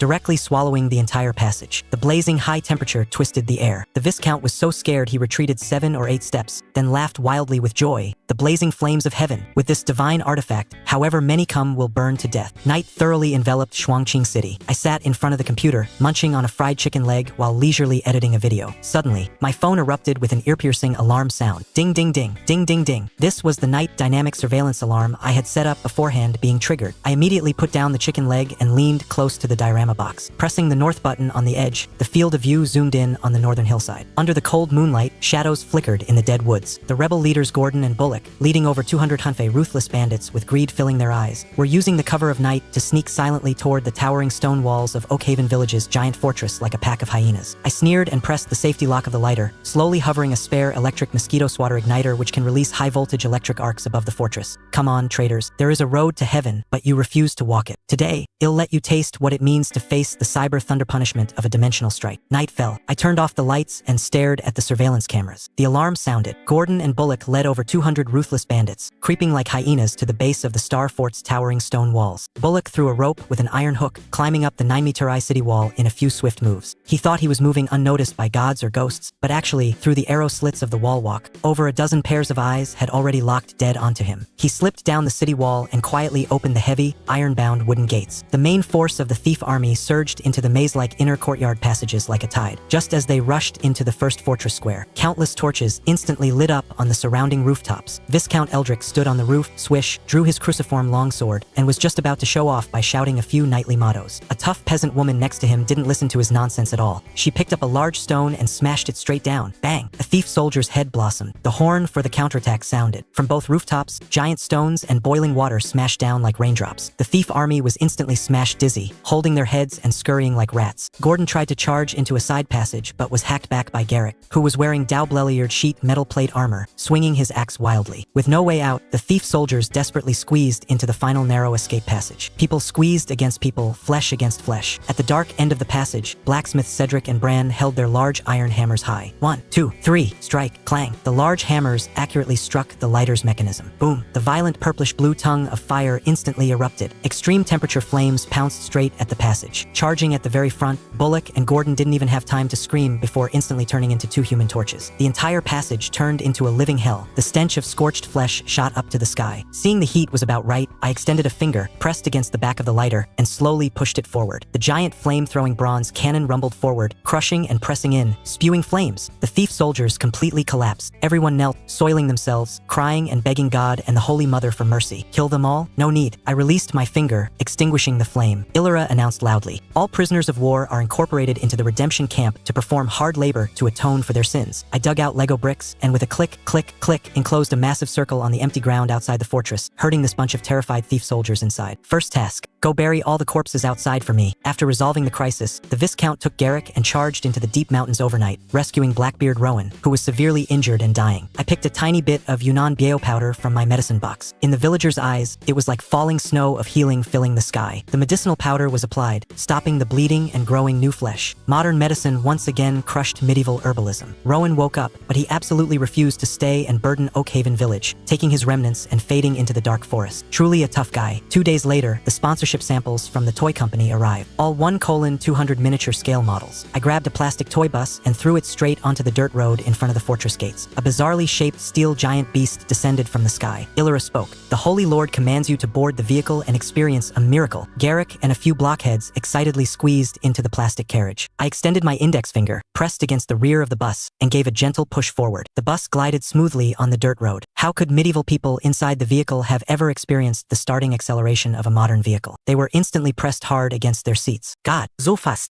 The steel giant beast runs like the wind. I took out my phone and recorded this highly visually impactful scene. A god's hand, massive as a mountain, pushing a modern bus filled with ancient little people, drag racing through a medieval village. Added a filter, matched with the caption. The heavenly god bestows a magical war chariot upon medieval little people. Ancients experience the feeling of being pushed back into their seats for the first time. Uploaded it to TikTok and short video platforms. I went to brew a bowl of instant noodles, turned back, and looked at my phone. Holy shit, it blew up. Likes broke 100,000. The comment section went crazy. This tilt-shift photography is god tier. No trace of CG at all. The extras are too professional. Their shocked faces are acted out just like real medieval serfs. Update, update. Hurry up and do a live stream sale. I want to buy that Star Fort model. Drinking cola. I looked at the salvation index on the edge of my vision, which had expanded outwards by another 10 meters because Lady Beatrice was practicing medicine in the market town. Traffic and funds were both in place. Little people, are you ready to welcome a wave of true modernization in education reform? The video I edited of Giant Hand pushing a war chariot touring an ancient medieval village. Within a few hours of posting, its likes directly broke through 100,000. The comments section exploded into a pot of porridge. This tilt-shift photography is absolutely amazing. The interaction between the big hand and the little people in ancient costumes has zero sense of dissonance. Harvesting leaks, milking followers for money? Buddy, I'll harvest them for you to see right now. I conveniently hung a shopping cart link under the video, listing the identical plastic toy car model, priced at $49.9. In the blink of an eye, over 10,000 orders were sold wildly. Deducting commissions, sitting at home and just moving my fingers, $100,000 in pure profit instantly hit my account. The toy seller's WeChat rang frantically. He was so excited he was speaking incoherently. I directly gave him orders. Nobody wants little planes or little high-speed trains. Go open molds and make Western medieval miniature buildings, carriages, trebuchets. As long as it matches the tone of my videos, however many you make, I will sell for you. Making money till I was numb, I stretched and walked to the diorama box. Late at night, Oakhaven Fortress was quiet. A few dim oil lamps hung on the city walls, and 2 sentries were yawning. My gaze swept across, and on the balcony of the highest main tower stood a small black shadow. It was Illyra. During the day, this little girl wore the gorgeous white robes of a saintess, pretending to be solemn and majestic. Now, in the dead of night, she had changed back into her previous coarse, patched, tattered clothes. She tilted her head up, looking at the starry sky, pouting her little mouth high, her voice smaller than a mosquito. Holy Lord, are you busy in heaven? Taking advantage of your absence, they'll secretly say a few words. I'm dying of boredom. I almost spat out a mouthful of cola. Illyra wiped her tears, looking aggrieved. Everyone won't let me do anything. They just make me stand properly and upright. But I used to be the naughtiest girl in the whole village. I liked catching frogs and rolling in the mud. Today, I stole some cotton wanting to weave cloth, and Lord Barnaby pulled me aside and lectured me for half a day, insisting I pay attention to the image of an angel. If this goes on, I'm gonna suffocate. Listening to her crying, muttered complaints, my heart inexplicably felt a bit sour. I directly lifted the glass cover of the diorama box and brought my large face close. Under the moonlight, a giant face blotting out the sky and sun suddenly emerged from the clouds. Illyra was so scared she took 3 rapid steps back, plopped to her knees on the ground, trembling all over. Almighty Lord, you are here? I was wrong. I won't steal cotton anymore. I softened my voice, speaking softly. Go get the cotton. I permit it. Illyra abruptly looked up, a trace of unbelievable wild joy flashing in the depths of her eyes. Live the way you want to live. Don't care what others say. I stared at her serious little face, speaking word by word. First, you must be happy. Everything else comes second. I don't need you to sacrifice your own nature to maintain my so-called majesty. Illyra's eyes reddened. She drew a heavy cross, turned around like a joyful little deer, bounced down to the second-floor warehouse, plucked a wad of cotton bigger than herself, hid back in her room, and happily hummed a little tune while stepping on the loom. The next morning, just as the sun of the medieval continent rose, Oakhaven Village's modernized education officially kicked off. Illyra led all the brats in the village, standing neatly in the fortress square. The down-and-out scholar Iman held his Latin parchment scroll, just preparing for a long speech. Illyra gave an order. Everyone turn around. Look at the Holy Lord's divine illusion. Do night gymnastics. I turned on my phone, hovering horizontally above the tower. The screen instantly erupted with an intense light that dispersed the morning mist. The 8th set of aerobic exercises start now. First exercise, stretching. 1, 2, 3, 4. In the super full-color screen, over 30 meters wide and over 10 meters high, a group of people in modern sportswear performed movements in perfect unison. All the little people in the village were dumbfounded, clumsily following along and twisting blindly, confusing left and right, frequently crashing into each other. That scholar Iman, who kept saying heretical illusions, hid at the very back of the line, his body extremely honest as he crazily expanded his chest and shook his legs along with it. After exercises, it was time for nutritional supplements. I found a bag of modern goat milk powder, mixed in white sugar, and brewed it with boiling water. I took out a mineral water bottle cap, scooped it full, and placed it steadily in the center of the square. A miniature goat milk lake, over 5 meters in diameter and 1.5 meters deep, was born. The whole village lined up in a long queue holding wooden cups. Barnaby chugged half a cup, smacking his lips and wildly flattering.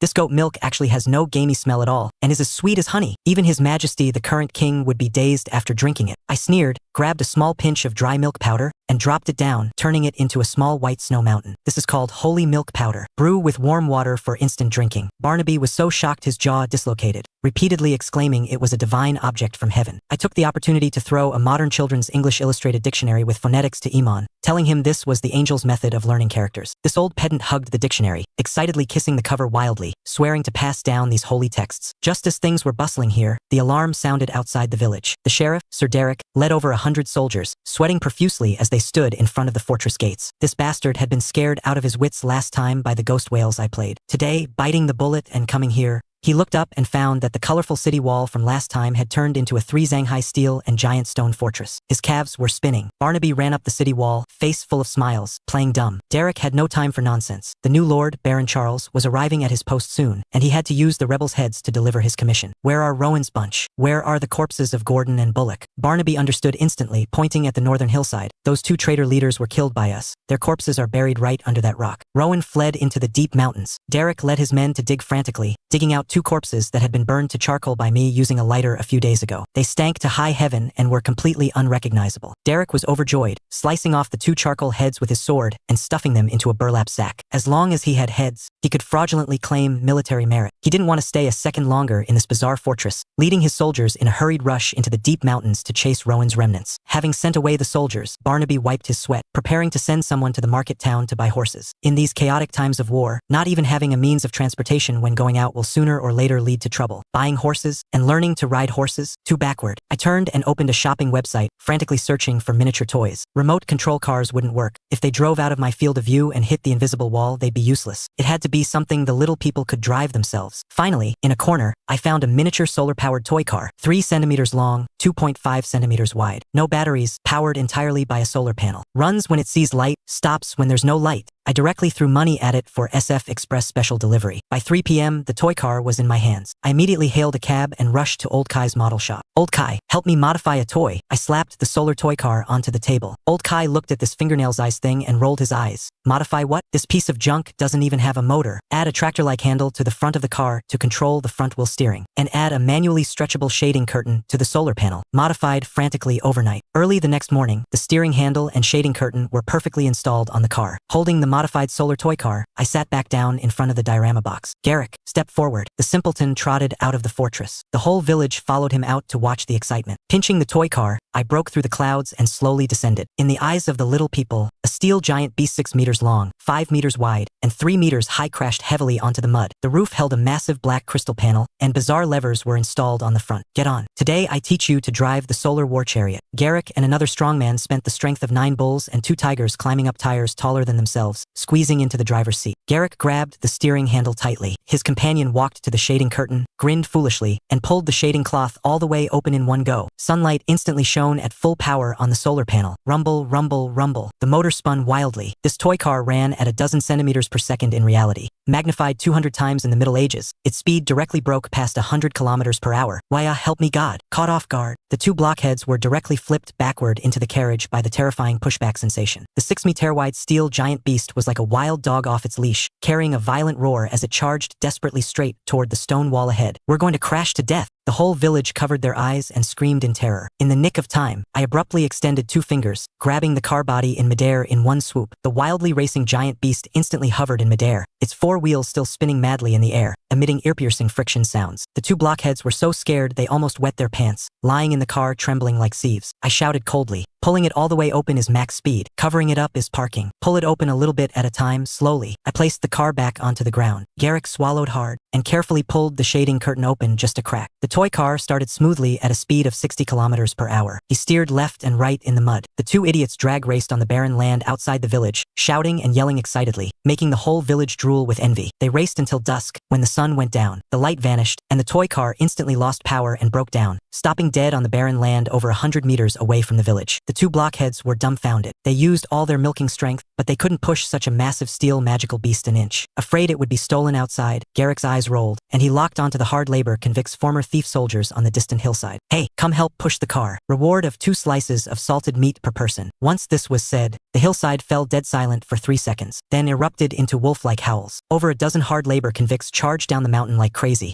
Every single one used their milking strength, forcibly pushing the giant beast back to the city gates. 2 days later, the 2 idiots mastered their driving skills. I decided to do something big. Test if this thing could break through the diorama box's invisible wall. Load it full of refined flour and salt. Go deliver supplies to White Raven Manor. The 2 blockheads piled hundreds of pounds of grain onto the car, pulled the shading curtain, and at 80 kilometers per hour, raced wildly down the King's Road. I stared intently at the edge of the diorama box. Swish! The toy car passed through the glass without any hindrance, disappearing from my field of view. It worked. As long as it was a vehicle operated by the little people themselves, it could break the dimensional restriction. At the same time, 30 miles away from the village on a forest hillside, the sheriff, Sir Derek, was leading over 100 spearmen, lying in ambush in the woods. On the King's Road, a bandit unit of over 200 people was walking sluggishly. The bandit leader taking charge, nicknamed Iron Hammer Harold, carried a giant war hammer and cursed continuously. Derek drew his long sword, murderous intent revealed in his eyes. As long as he wiped out these remnant bandits, he could clear his crimes before the new lord. Horol. Today next year will be the anniversary of your death. Entire army, attack. Derek gave a violent shout, and over 100 archers drew their bowstrings full, just preparing to fire a volley of arrows. Suddenly, from the King's Road on the other side of the hill, a bizarre, thunderous roaring sound came. Rumble, rumble, rumble, rumble. A massively suffocating steel monster, at a terrifying speed of 80 kilometers per hour, charged straight to the top of the hill like an arrow loosed from a bow. In the carriage, Garrick looked at the dense crowd of bandits ahead, scared out of his wits. Dodge quick!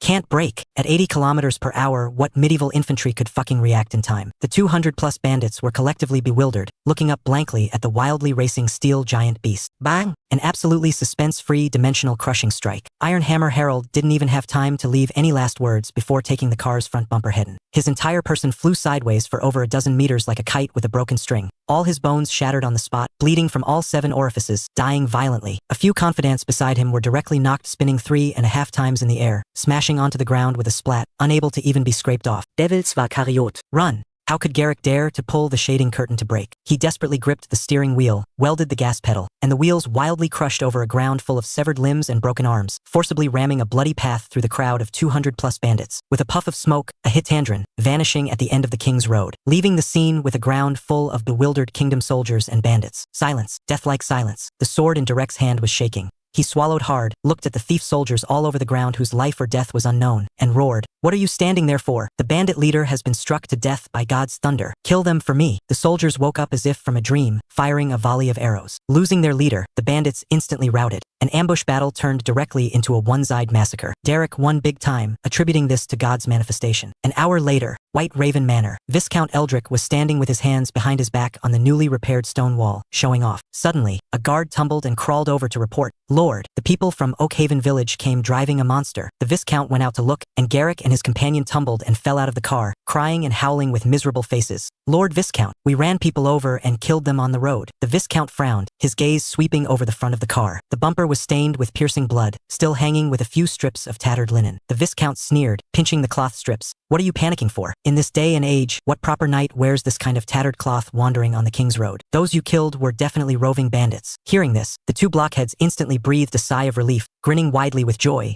"God bless, you should have said they were bandits earlier. Scared us to death." They nimbly unloaded the hundreds of pounds of rice, flour, grain, and oil from the car. Looking at these supplies that solved his urgent needs, the Viscount excitedly drew crosses in the air repeatedly to praise the Holy Lord. After praying, he approached that giant solar car, stroking the cold plastic shell, looking at the black crystal panel on the roof that could absorb sunlight. The Viscount took a deep breath, his eyes full of awe and fanaticism, murmuring in a trembling voice, "Work at sunrise, rest at sunset, no need for war horses to pull, moves when it sees light." Could this be the sun god's sky-patrolling war chariot from heaven? Watching the wildly racing solar toy car on my screen, I sneered and clicked into the Amazon search box. Since the logistics channels have been opened up, it's time for this medieval territory to welcome a wave of the steel torrent of true industrialization. I originally wanted to get some hardcore heavy industrial equipment, but glancing at the calendar, it was late August. The dry land of Oakhaven Village was as hard as an iron plate, and the serfs were rubbing their hands preparing to plant winter wheat. How do you plant without water? Industrialization can step back for a bit. The most urgent task is to give them a soaking rain. The water droplets sprayed from a household humidifier are too big. Dropping them in would definitely cause a flood. After searching for a while, I decisively placed an order for a medical nebulizer. The water mist sprayed by this thing is extremely fine. Magnified 200 times when dropped into the box, it's exactly a fine, misty rain. To avoid scaring the little people, I specifically broke off a plastic gargoyle head with wings, stuffed the nozzle into the monster's mouth, and glued it dead with double-sided tape. Everything ready, power on. Just then, a skinny man slipped out of the market town city gates. This person was named Lorcan, a bottom-tier papermaker on the verge of starvation. After being heavily persuaded by Lady Beatrice in the monastery, he clutched 2 pieces of hard, dry black bread and ran toward Oakhaven Village. As he walked, he suddenly felt a burst of coolness, looked up, and instantly froze. A low cloud floated in the sky, and from the cloud poked out a massive gargoyle head. The giant beast opened its large mouth, madly spraying water mist towards the ground. Lorcan hadn't been in the rain for 3 years, and on the spot, he screamed frantically, "God has manifested. An angel has sent down sweet rain." He swung his 2 legs and desperately sprinted toward the raining patch of land ahead. Coincidentally, I was pressing the directional button, moving the rain cloud toward Oakhaven Village. Lorcan ran on the ground. The gargoyle floated in the sky, like a hound chasing a bone. He ran completely out of breath, forcibly chasing the rain cloud all the way into Oakhaven's fortress. By this time, the village was already boiling over. Hundreds of villagers rushed into the fields, looking up with their mouths open, letting muddy water coat their entire bodies. The hard labor convicts even rushed down from the quarry, spinning and dancing madly in the rain. Suddenly, everyone in the village knelt in perfect unison, shouting, "Praise the almighty holy Lord Silas." Lorcan was completely bewildered. He grabbed a villager and asked, "It's clearly an emissary of heaven making it rain. Why are you thanking the holy Lord?" The villager rolled his eyes at him. "What do you know? The holy beast in the cloud was called over by the holy Lord to help. Of course we thank the holy Lord first." Lorcan was greatly shocked. Just how massive was this holy Lord's prestige? He plopped to his knees in front of the fortress gates, frantically kissing the ground, begging to be taken in. I conveniently switched the camera over, having Illyra and the blacksmith Cedric go out to receive him. Cedric took one look at the newcomer and smiled. It turned out this Lorcan was the papermaker with the best craftsmanship in the territory. The Star Fort had built over 200 rooms, and the windows didn't even have a sheet of paper or parchment covering them. This guy came at exactly the right time. Illyra directly conveyed my decree. Stay and make paper. Room and board covered every month, plus issued refined flour and roast meat. Hearing this divine treatment, Lorcan directly threw any serf status to the 9 heavens, gloriously becoming a refugee. Illyra led him into the artisan district of the fortress, assigning him a deluxe single room with sheet metal interior walls. Lorcan stuttered and asked, Lady Saintess, making paper requires a large pool to wet bamboo and wood pulp, and we also need quick lime. Short on a pool, I casually grabbed the red mineral water bottle cap on the table, filled it with water, and tossed it straight down toward the artisan courtyard. With a loud clang, a god-tier large water pool full of clear water smashed steadily into the center of the courtyard. Lorcan was so scared he plopped down paralyzed on the ground, his legs trembling continuously. I continued to issue orders, drafting hard labor convicts to chop trees, and arranging for the village masons to burn lime. Within half a day, a purely handmade medieval papermaking assembly line was brought to life. The next day, the package arrived. The toy factory boss had sent me a batch of ancient-style miniature building models. 1:200 scale, fine craftsmanship. It had been raining lately, and that group of hard labor convicts had been huddling inside the circle I built with Lego bricks, not even having a roof. It was time to upgrade them. I grabbed a handful of plastic stone forts and lifted the box cover. Doin'. Over a dozen exquisite medieval stone houses with chimneys descended from the sky, smashing heavily onto the ground, rolling up a cloud of dust. The hard labor camp, which originally didn't even have a roof, instantly pieced together into a brand new high-end villa district. The hard labor convicts and the villagers in the distance were all dumbfounded. I had Illyra go over and shout, "The Holy Lord sees you working devoutly. This is a reward for redemption." 12 people squeeze into one room, work hard, and strive to regain the status of freemen as soon as possible. Who knew that when this group of hard labor convicts heard this, they instantly grew anxious, drawing crosses towards the sky one after another to show loyalty. "Holy Lord, we are living very happily in the redemption camp. We are willing to do hard labor here for the rest of our lives, and absolutely do not want to become free." Hearing this, I was so angry I laughed. "Want to lie flat? In your dreams. From now on, I'll set up a model worker paysetter among you, give him a large single room, issue big fish and big meat every day, and see if you guys start grinding involution or not." The camera cut to the territory market town. The newly appointed Baron Charles was worrying so much he was pulling his hair out. The previous Baron was chopped down, the granaries were looted empty, the serfs were starving so much they were eating dirt, and the autumn harvest tithes had to be paid soon. This was a complete dead end. This old brother was a stubborn and upright noble. He slammed the table and decided to go to the countryside to find wealthy merchants to apportion quotas, forcing the rich to dig into their pockets to pay the taxes on their behalf. He took a ticket of heavily armored knights down to the countryside, his heart growing colder the further he walked. 9 out of 10 houses were empty, white bones were everywhere. As he walked, his eyes suddenly lit up. There was actually a village farming ahead. Not only were the people in the village not emaciated from starvation, there were even a few fat ones. Looking closer, a star fort of war towering 3 zhang high stood right in the center of the village. This scale was simply the fortress of a Grand Duke. Charles was overjoyed and immediately brought his men forward to knock on the door and beg for alms. Inside the fortress, Barnaby bristled like a cat whose tail was stepped on upon hearing the new baron was here. "Quick, hide all the iron armor and solar war chariots bestowed by the Holy Lord. Don't let this official see them." He grabbed Illyra, urgently getting their stories straight. "This noble isn't easy to fool. Later, you change into your most gorgeous velvet robes and pretend to be the mistress of this fortress. You'll be the butler. Remember, we are an ancient Highlander noble family. You must put on full airs." Illyra was so shy she wanted to find a crack in the ground to crawl into. Pretend to be the Lord's wife?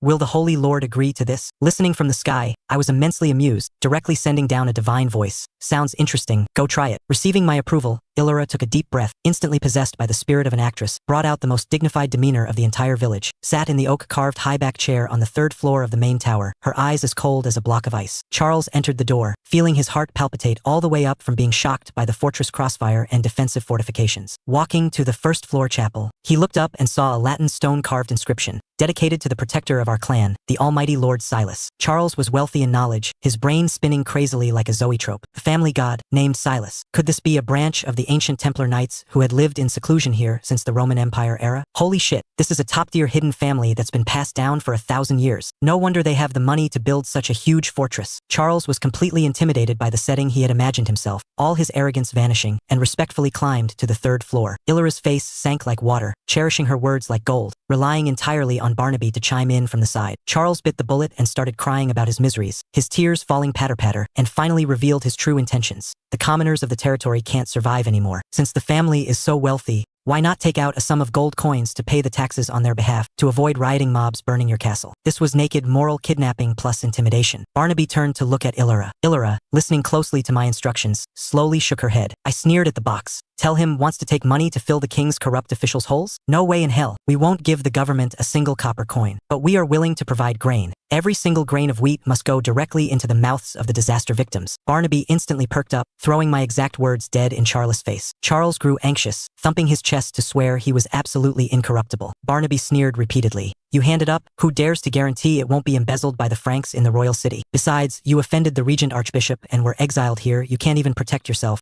so stop pretending to be a big shot. Charles' body stiffened. His fatal weak point had been directly poked. Following my hints, Barnaby continued to output. Instead of forcing donations here, why don't you write a letter to your archbishop friends in the monastery? Have them report the tragic situation here up the chain. Everyone signs a joint petition, begging the king to exempt the tithes here. Charles felt as if he had been enlightened by ultimate wisdom, right? Those upright bishops have massive reputations. This thing definitely has a chance. He made the decision to agree on the spot. Next, Barnaby and Charles, the two old foxes, plus a finance officer, began crazily haggling over the specific details of distributing porridge for disaster relief, preventing embezzlement, setting locations, dispatching manpower. They talked until the sky grew dark and the earth spun. I yawned listening to it, too lazy to care about this crap, turned my head, and picked up my phone. Yesterday I filmed a video of the old village chief making miniature wooden bowls and weaving bamboo baskets, and uploaded it to a short video platform. A top-down perspective, one continuous shot to the end, no special effects added. Clicking it open, the comment section had completely exploded. Holy shit, this medieval miniature model is amazing. One continuous shot with no flaws. That old man is really doing the work. I had a flash of inspiration, telling Illyra to go find the old village chief and get a few micro-carving crafts. The old village chief was thrilled, immediately offering up a full set of equipment. I reached into the box and carefully pinched out a 1 centimeter long pocket rattan chair. I placed this fingernail-sized rattan chair in front of the camera, demonstrating in all directions that weaving texture as fine as a hair strand, then turned around and listed it on Amazon, priced at $88,800 US. As a result, in less than 24 hours, the system prompted, paid. I'm rich. Slapping my thigh, I had to give the old village chief some tangible, real benefits. Rice, flour, oil, and salt were too tacky. I glanced at the Dove chocolate on the table. Pulling out a small knife, I cut off a tiny piece the size of a sesame seed and accurately airdropped it in front of the village chief. The old village chief looked at this black giant stone in front of him, bigger than himself, with a face full of bewilderment. I told him to try eating it. He picked up an iron chisel, knocked off a crumb, and threw it into his mouth. The next second, the old village chief experienced pupil earthquake, his whole old face smiling until it wrinkled like a chrysanthemum. God, it's so delicious, sweet and smooth, like the nectar stone of heaven. This commotion immediately attracted the whole village. Garrick watched, his mouth watering, shamelessly massaging the village chief's legs for half a day just to exchange for a tiny bit of residue the size of a fingernail. Garrick tossed it into his mouth, his expression instantly exploding, howling at the top of his lungs.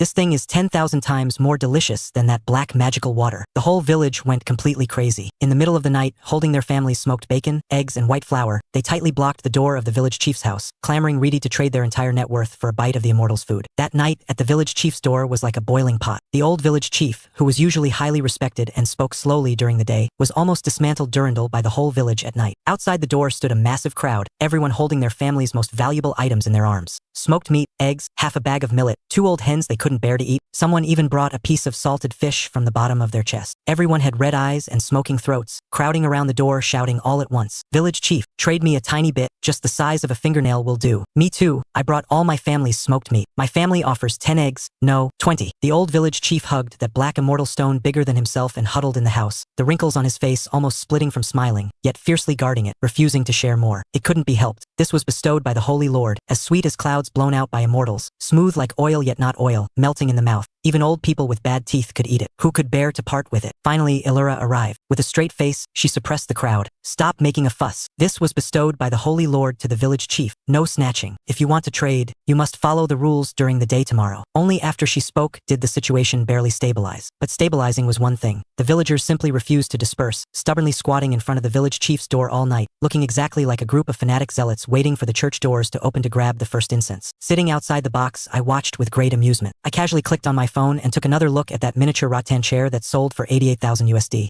My mood was quite excellent. But fun aside, serious business still had to be done. Early the next morning, the entrance of the fortress became lively. The 4-wheeled carriage convoys coming from the market town were in an endless stream. The new Baron Charles had personally promised absolutely not letting anyone embezzle a single grain, so he watched this matter extremely closely. Today was the first day of transporting grain. He personally rode a warhorse, leading the finance officer and knights, accompanying the transport convoy to the main gates, watching empty carts enter the fort one by one, and then fully loaded large carts of refined white flour drive out one by one. The finance officer stood beside him, lowering his voice to sigh. The strength of this mysterious family is simply unfathomable. This is already the 30th cart of flour. It's too terrifying. Charles nodded silently, becoming even more certain in his heart. The foundation of an ancient aristocratic family passed down from the Roman Empire was indeed not just bragging. If he hadn't clung to this thick thigh, as a new lord just arriving at his post, he would have been buried alive by the mess of the northern famine. Only when a full 40 carts of flour were all loaded and sent out did Barnaby leisurely come out of the fort, smiling and placing a hand on his chest toward Charles. "Lord Baron, the 40 carts of flour our family promised have all been dispatched today. Next, it depends on your lordship's disaster relief methods." Charles also bowed solemnly. I will personally keep my eyes on this grain. If anyone dares to embezzle, they will definitely go to the gallows. Barnaby narrowed his eyes and smiled. Countless pairs of eyes are watching. If the Baron is a good lord, naturally you will be protected by God. If not, heh. Charles swore on the spot. If I embezzle even a mouthful of this disaster relief grain, let me go to hell and die a terrible death. Charles reined his horse and left, escorting the transport convoy straight to the territory market town. And on my side, I had already shifted my attention to another, more interesting matter. Oakhaven Village was about to plant winter wheat. To be honest, as a contestant who grew up in the city and couldn't tell the 5 grains apart, I naturally had a terrible but loves to watch interest in things like sowing. The box's perspective was pulled by me to above the wheat fields. While I used my camera facing down, setting up long and short lenses to film, I searched on my computer for winter wheat planting precautions. Oh, first plow the land deeply,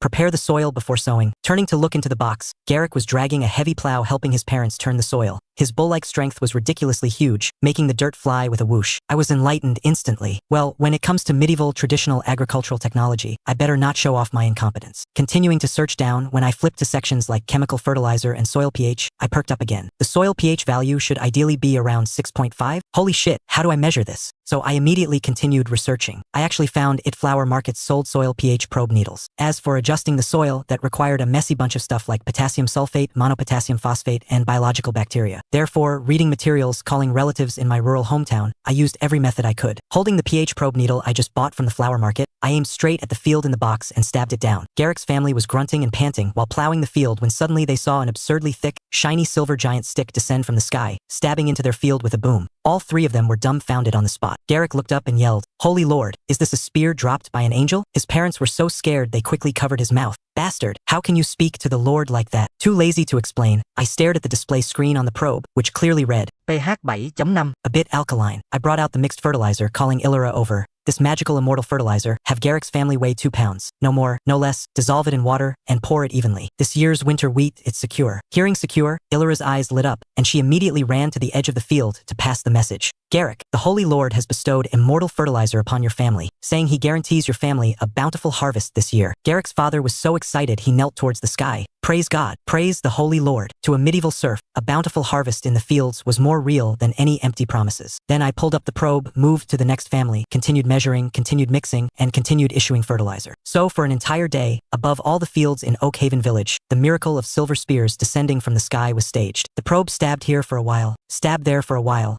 Illyra acted like an angelic messenger running all over the map, going door to door conveying the divine decrees. 3 pounds for your family, 2.5 pounds for your family. Your family's land is severely off, for pounds, but you must mix in extra water. The people of Oakhaven Village were all beaming with joy, while the refugees from outside villages could only stand by and watch eagerly, so envious their eyes almost turned green. The serfs here have it so good, they have land to farm, and the Holy Lord bestows immortal fertilizer. Our own village hasn't even had rain yet. Sigh. Hearing this, my hand paused, and I felt a bit helpless. The field of view hadn't opened up over there. Even if I wanted to help, I couldn't reach it. But right at this moment, the salvation index outside the box suddenly began jumping wildly, ticking up rapidly, increasing by 5 points in the blink of an eye. I was stunned for a moment, then immediately realized the new Baron Charles had begun dispensing porridge. The camera cut to the territory market town. In the cathedral square of the market town, poverty relief sheds had already been erected. The refined white flour delivered by that mysterious family had been boiled into vats of thick wheat paste, placed there steaming hot. Baron Charles himself, wearing a surcoat, sat by the shed, his eyes staring dead like a falcon at the guards distributing the grain. The finance officer trotted back and forth between the kitchen and the distribution points, sweating profusely. The current Baron's territory was truly a mess rotten to the core. The severe drought originally forced the serfs to the brink of death. Then the recent mob riots happened. The commoners who refused to join the thieves could only flee. Massive numbers of refugees surged into the market town, abandoning their fields and homes, seeking only to survive. As a result, everywhere inside the city walls were beggars, sick people, and those starved to mere skin and bones. As soon as news spread that the government was dispensing porridge, disaster victims immediately surged from all directions, surrounding the relief sheds 3 layers deep. But with the Lord Knight personally holding the fort and large numbers of guards holding long spears maintaining order, no matter how hungry the refugees were, they dared not snatch blindly, only obediently lining up, holding broken wooden bowls to receive the wheat paste. There was a man, thin beyond human shape. After receiving a bowl, he couldn't even bear to drink it himself first. He quickly ran to the street corner, propped up a young man who was equally on the verge of taking his last breath, and carefully poured it into his mouth. "Little brother, you're finally saved," drink this and you can survive. Big brother, you drink too. I'll drink too. I'll drink too. The two brothers each took a mouthful. After finishing that bowl of flour paste, they lay back in the mud, rubbing their stomachs, their eyes full of the bewilderment of surviving a disaster. As a result, at this moment, a guard shouted at the top of his lungs over there, "Listen clearly, all of you, don't hide it secretly. Just drink until you're full today. Tomorrow Lord Baron will still dispense porridge. There will be some every day." Hearing this, the older brother's tears fell on the spot. "Little brother, there will be some every day. Our territory has finally gotten a merciful, good lord." In the next instant, two faint points of light drifted up from them, flew across dozens of miles, and injected directly into the box in front of me. I stared at the screen, watching helplessly as the salvation index skyrocketed wildly. In just the time it takes for breakfast, it actually surged by a dozen or 20 points. Calculating at this speed, from this single meal alone, hundreds of people who should have starved to death were forcibly pulled back. What does that mean? It means the fog of war is about to open again. I quickly reached my hand to the east, south, west, north buttons, pressing them wildly with slaps. Sure enough, the field of view expanded a lot to the surroundings again. To the south, crossing the dark forest. To the north, over the barren hills, new terrain was gradually revealed. Then, at the edge of my vision in the northeast corner, I saw a small, desolate village. "Oh, the second village has appeared." I immediately switched the camera back to Oakhaven Village, calling Illura. "Illura, that village 5 or 6 miles away in the northeast direction from Oakhaven. What's it called?" Illura answered upon hearing it. "Isn't that Brook Village? The big guy Tob and their original village." As soon as she finished speaking, the box flashed with golden light again. After I blinked and looked again, 2 lines of semi-transparent English words had unexpectedly appeared next to the buttons. Oakhaven Village. Brook Village. I felt a burst of joy inside, reached out and pressed Brook Village, and the perspective instantly switched over. Pressing Oakhaven Village, it immediately switched back. Holy shit, quick fast travel points. This feature was just too sweet. I immediately had Illura call all the refugees who originally belonged to Brook Village to assemble. Before long, 20 or so villagers from Brook Village stood before me. They were all honest people who originally hadn't followed the rebel army to revolt, and were later abducted to the fortress by Barnaby using flour. The most conspicuous among them was, of course, that infinitely strong big guy, Tob. This blockhead looked up and yelled, "What orders does the Holy Lord have?" Tob guarantees to complete them. After completion, can I take the reward to the village chief to trade for Heaven's Nectarstone's chocolate? The village chief angrily cursed from behind. "Shut up." I didn't bother arguing with him, directly asking, "Watching Oakhaven Village plow and so just now, did you have some thoughts?" The crowd fell silent for a few seconds. In the end, it was Tob who couldn't hold back first, muttering softly, "So envious I almost cried, but we don't have land here. Your fiefs are all in Brook Village?" "Yes, Lord, my family still has 2 acres. Wanna go back?" Now everyone dared not make a sound, even more, terrified of answering wrongly. Finally, Tob mustered his courage. "I don't want to go back. I'm quite happy working for the Holy Lord here, but my father wants to go back to farm. He doesn't know how to do anything else besides planting wheat." I nodded. "Then that's fine. Call Garrick, immediately drive Solar War Chariot number 2, and transport the people of your village back to Brook Village to take a look." "Tob?"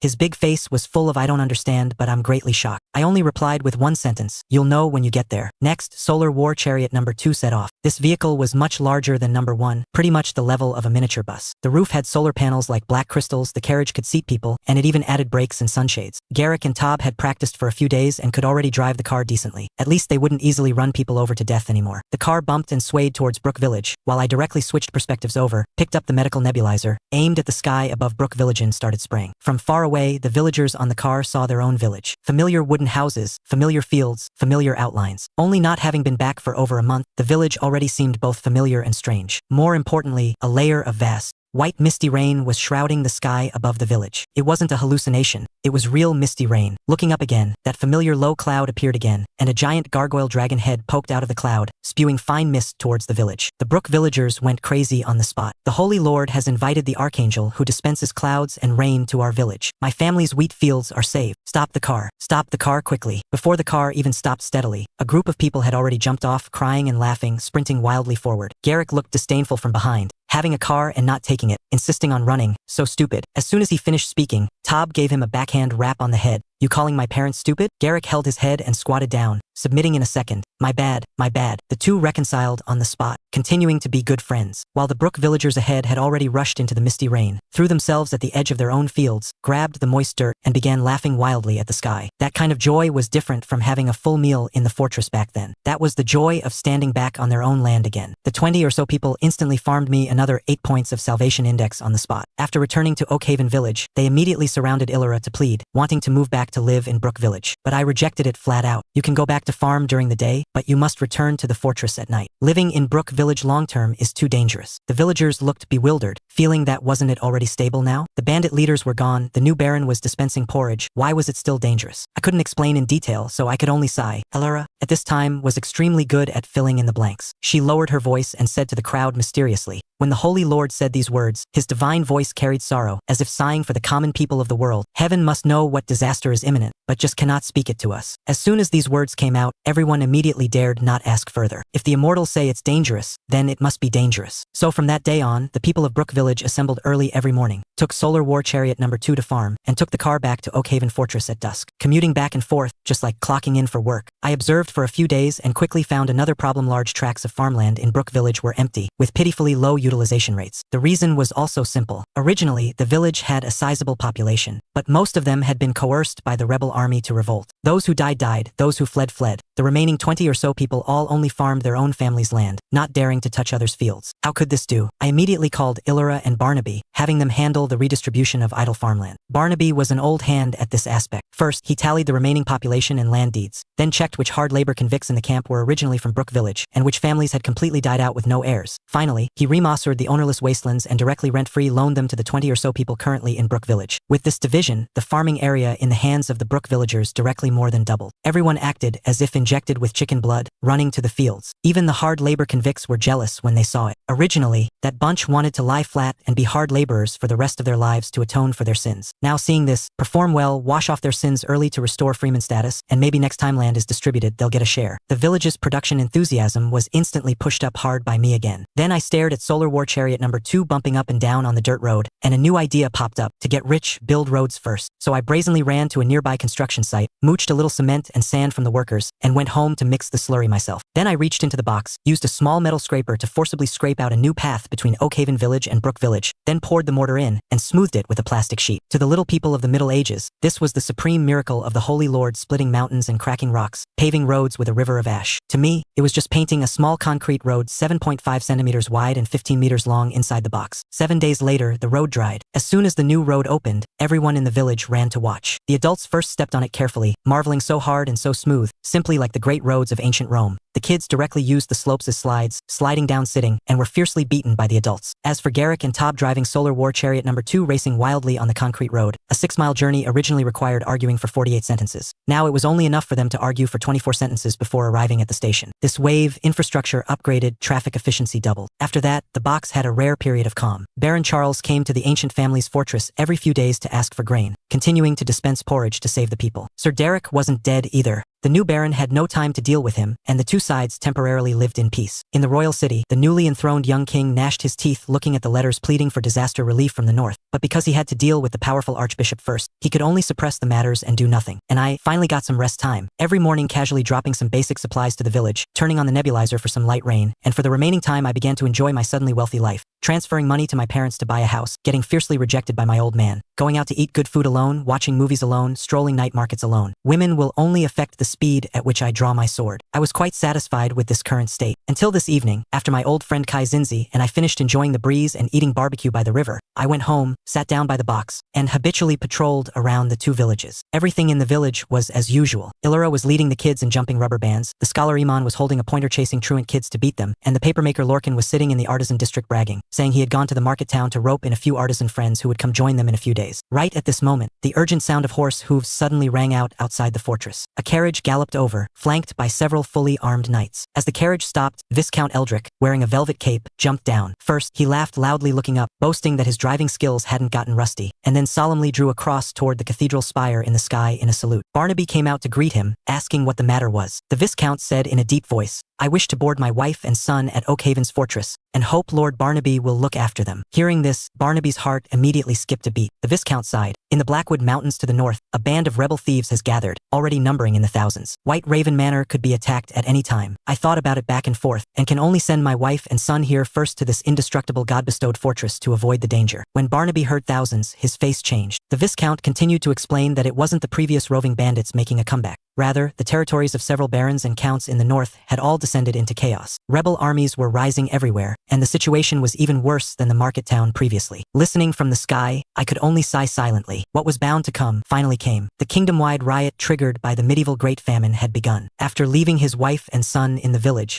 the Viscount still had to return to White Raven Manor to organize the night's defense. Before leaving, he placed his hand on his chest solemnly. If White Raven Manor cannot hold, I will have no choice but to come beg your noble family to save our lives again. Barnaby returned the salute. If the situation looks bad, come immediately. Once the Viscount left, I felt a bit creeped out in my heart too. Although this guy was at Sundra Noble, after getting along for a long time, there were bound to be some feelings. Really watching him take a long sword to go head-to-head with thousands of rebel troops, that scene was no different from Don Quixote single-handedly challenging the windmills. So I immediately made a final decision. Deploy Solar War Chariot number 3. This car was larger than the previous two. Fully 14 centimeters long, placed into the Middle Ages over there, it was 28 meters, a proper heavy semi-trailer truck level. Garrick and Tob stood in front of the car with their heads tilted back, their mouths gaping wide open. This big? If it isn't big enough, how can it transport heavy siege weapons? Barnaby rewarded them each with a rap on the head, telling them the Holy Lord wanted them to deliver city defense equipment to White Raven Manor. After 2 days of training, Solar War Chariot number 3 officially set off, carrying a full truckload of trebuchets, driving sluggishly towards White Raven Manor over 40 miles away. At the same time, the Sheriff Sir Derek was also taking his 100-plus spearmen rushing to the Blackwood Mountains. He cursed the whole way, greeting the 18 generations of ancestors of the Northern Lords, his core ideology being just one. I just barely suppressed the crap in my territory. How come foreign county rebel armies are roaming over here now? But cursing was cursing. This old brother's strategic thinking remained extremely stable. He definitely couldn't win a fight, so first go to White Raven Manor to freeload food and drinks. If that could scare off the rebel army, great. If a real fight broke out, immediately run away and then petition the king. The thieves' momentum is too great. It is a non-combat crime, not my fault for losing. When Derek arrived at White Raven Manor and saw Garrick and the others driving a supergiant truck to deliver trebuchets, his whole person was dumbfounded. What was even more dumbfounding was that those colorful plastic trebuchets not only didn't break from falling, but were also very bouncy and elastic. After loading stones and smashing the mechanism with a hammer, they could actually throw the giant stones outside the manor, crashing to the ground. Derek's defenses broke on the spot.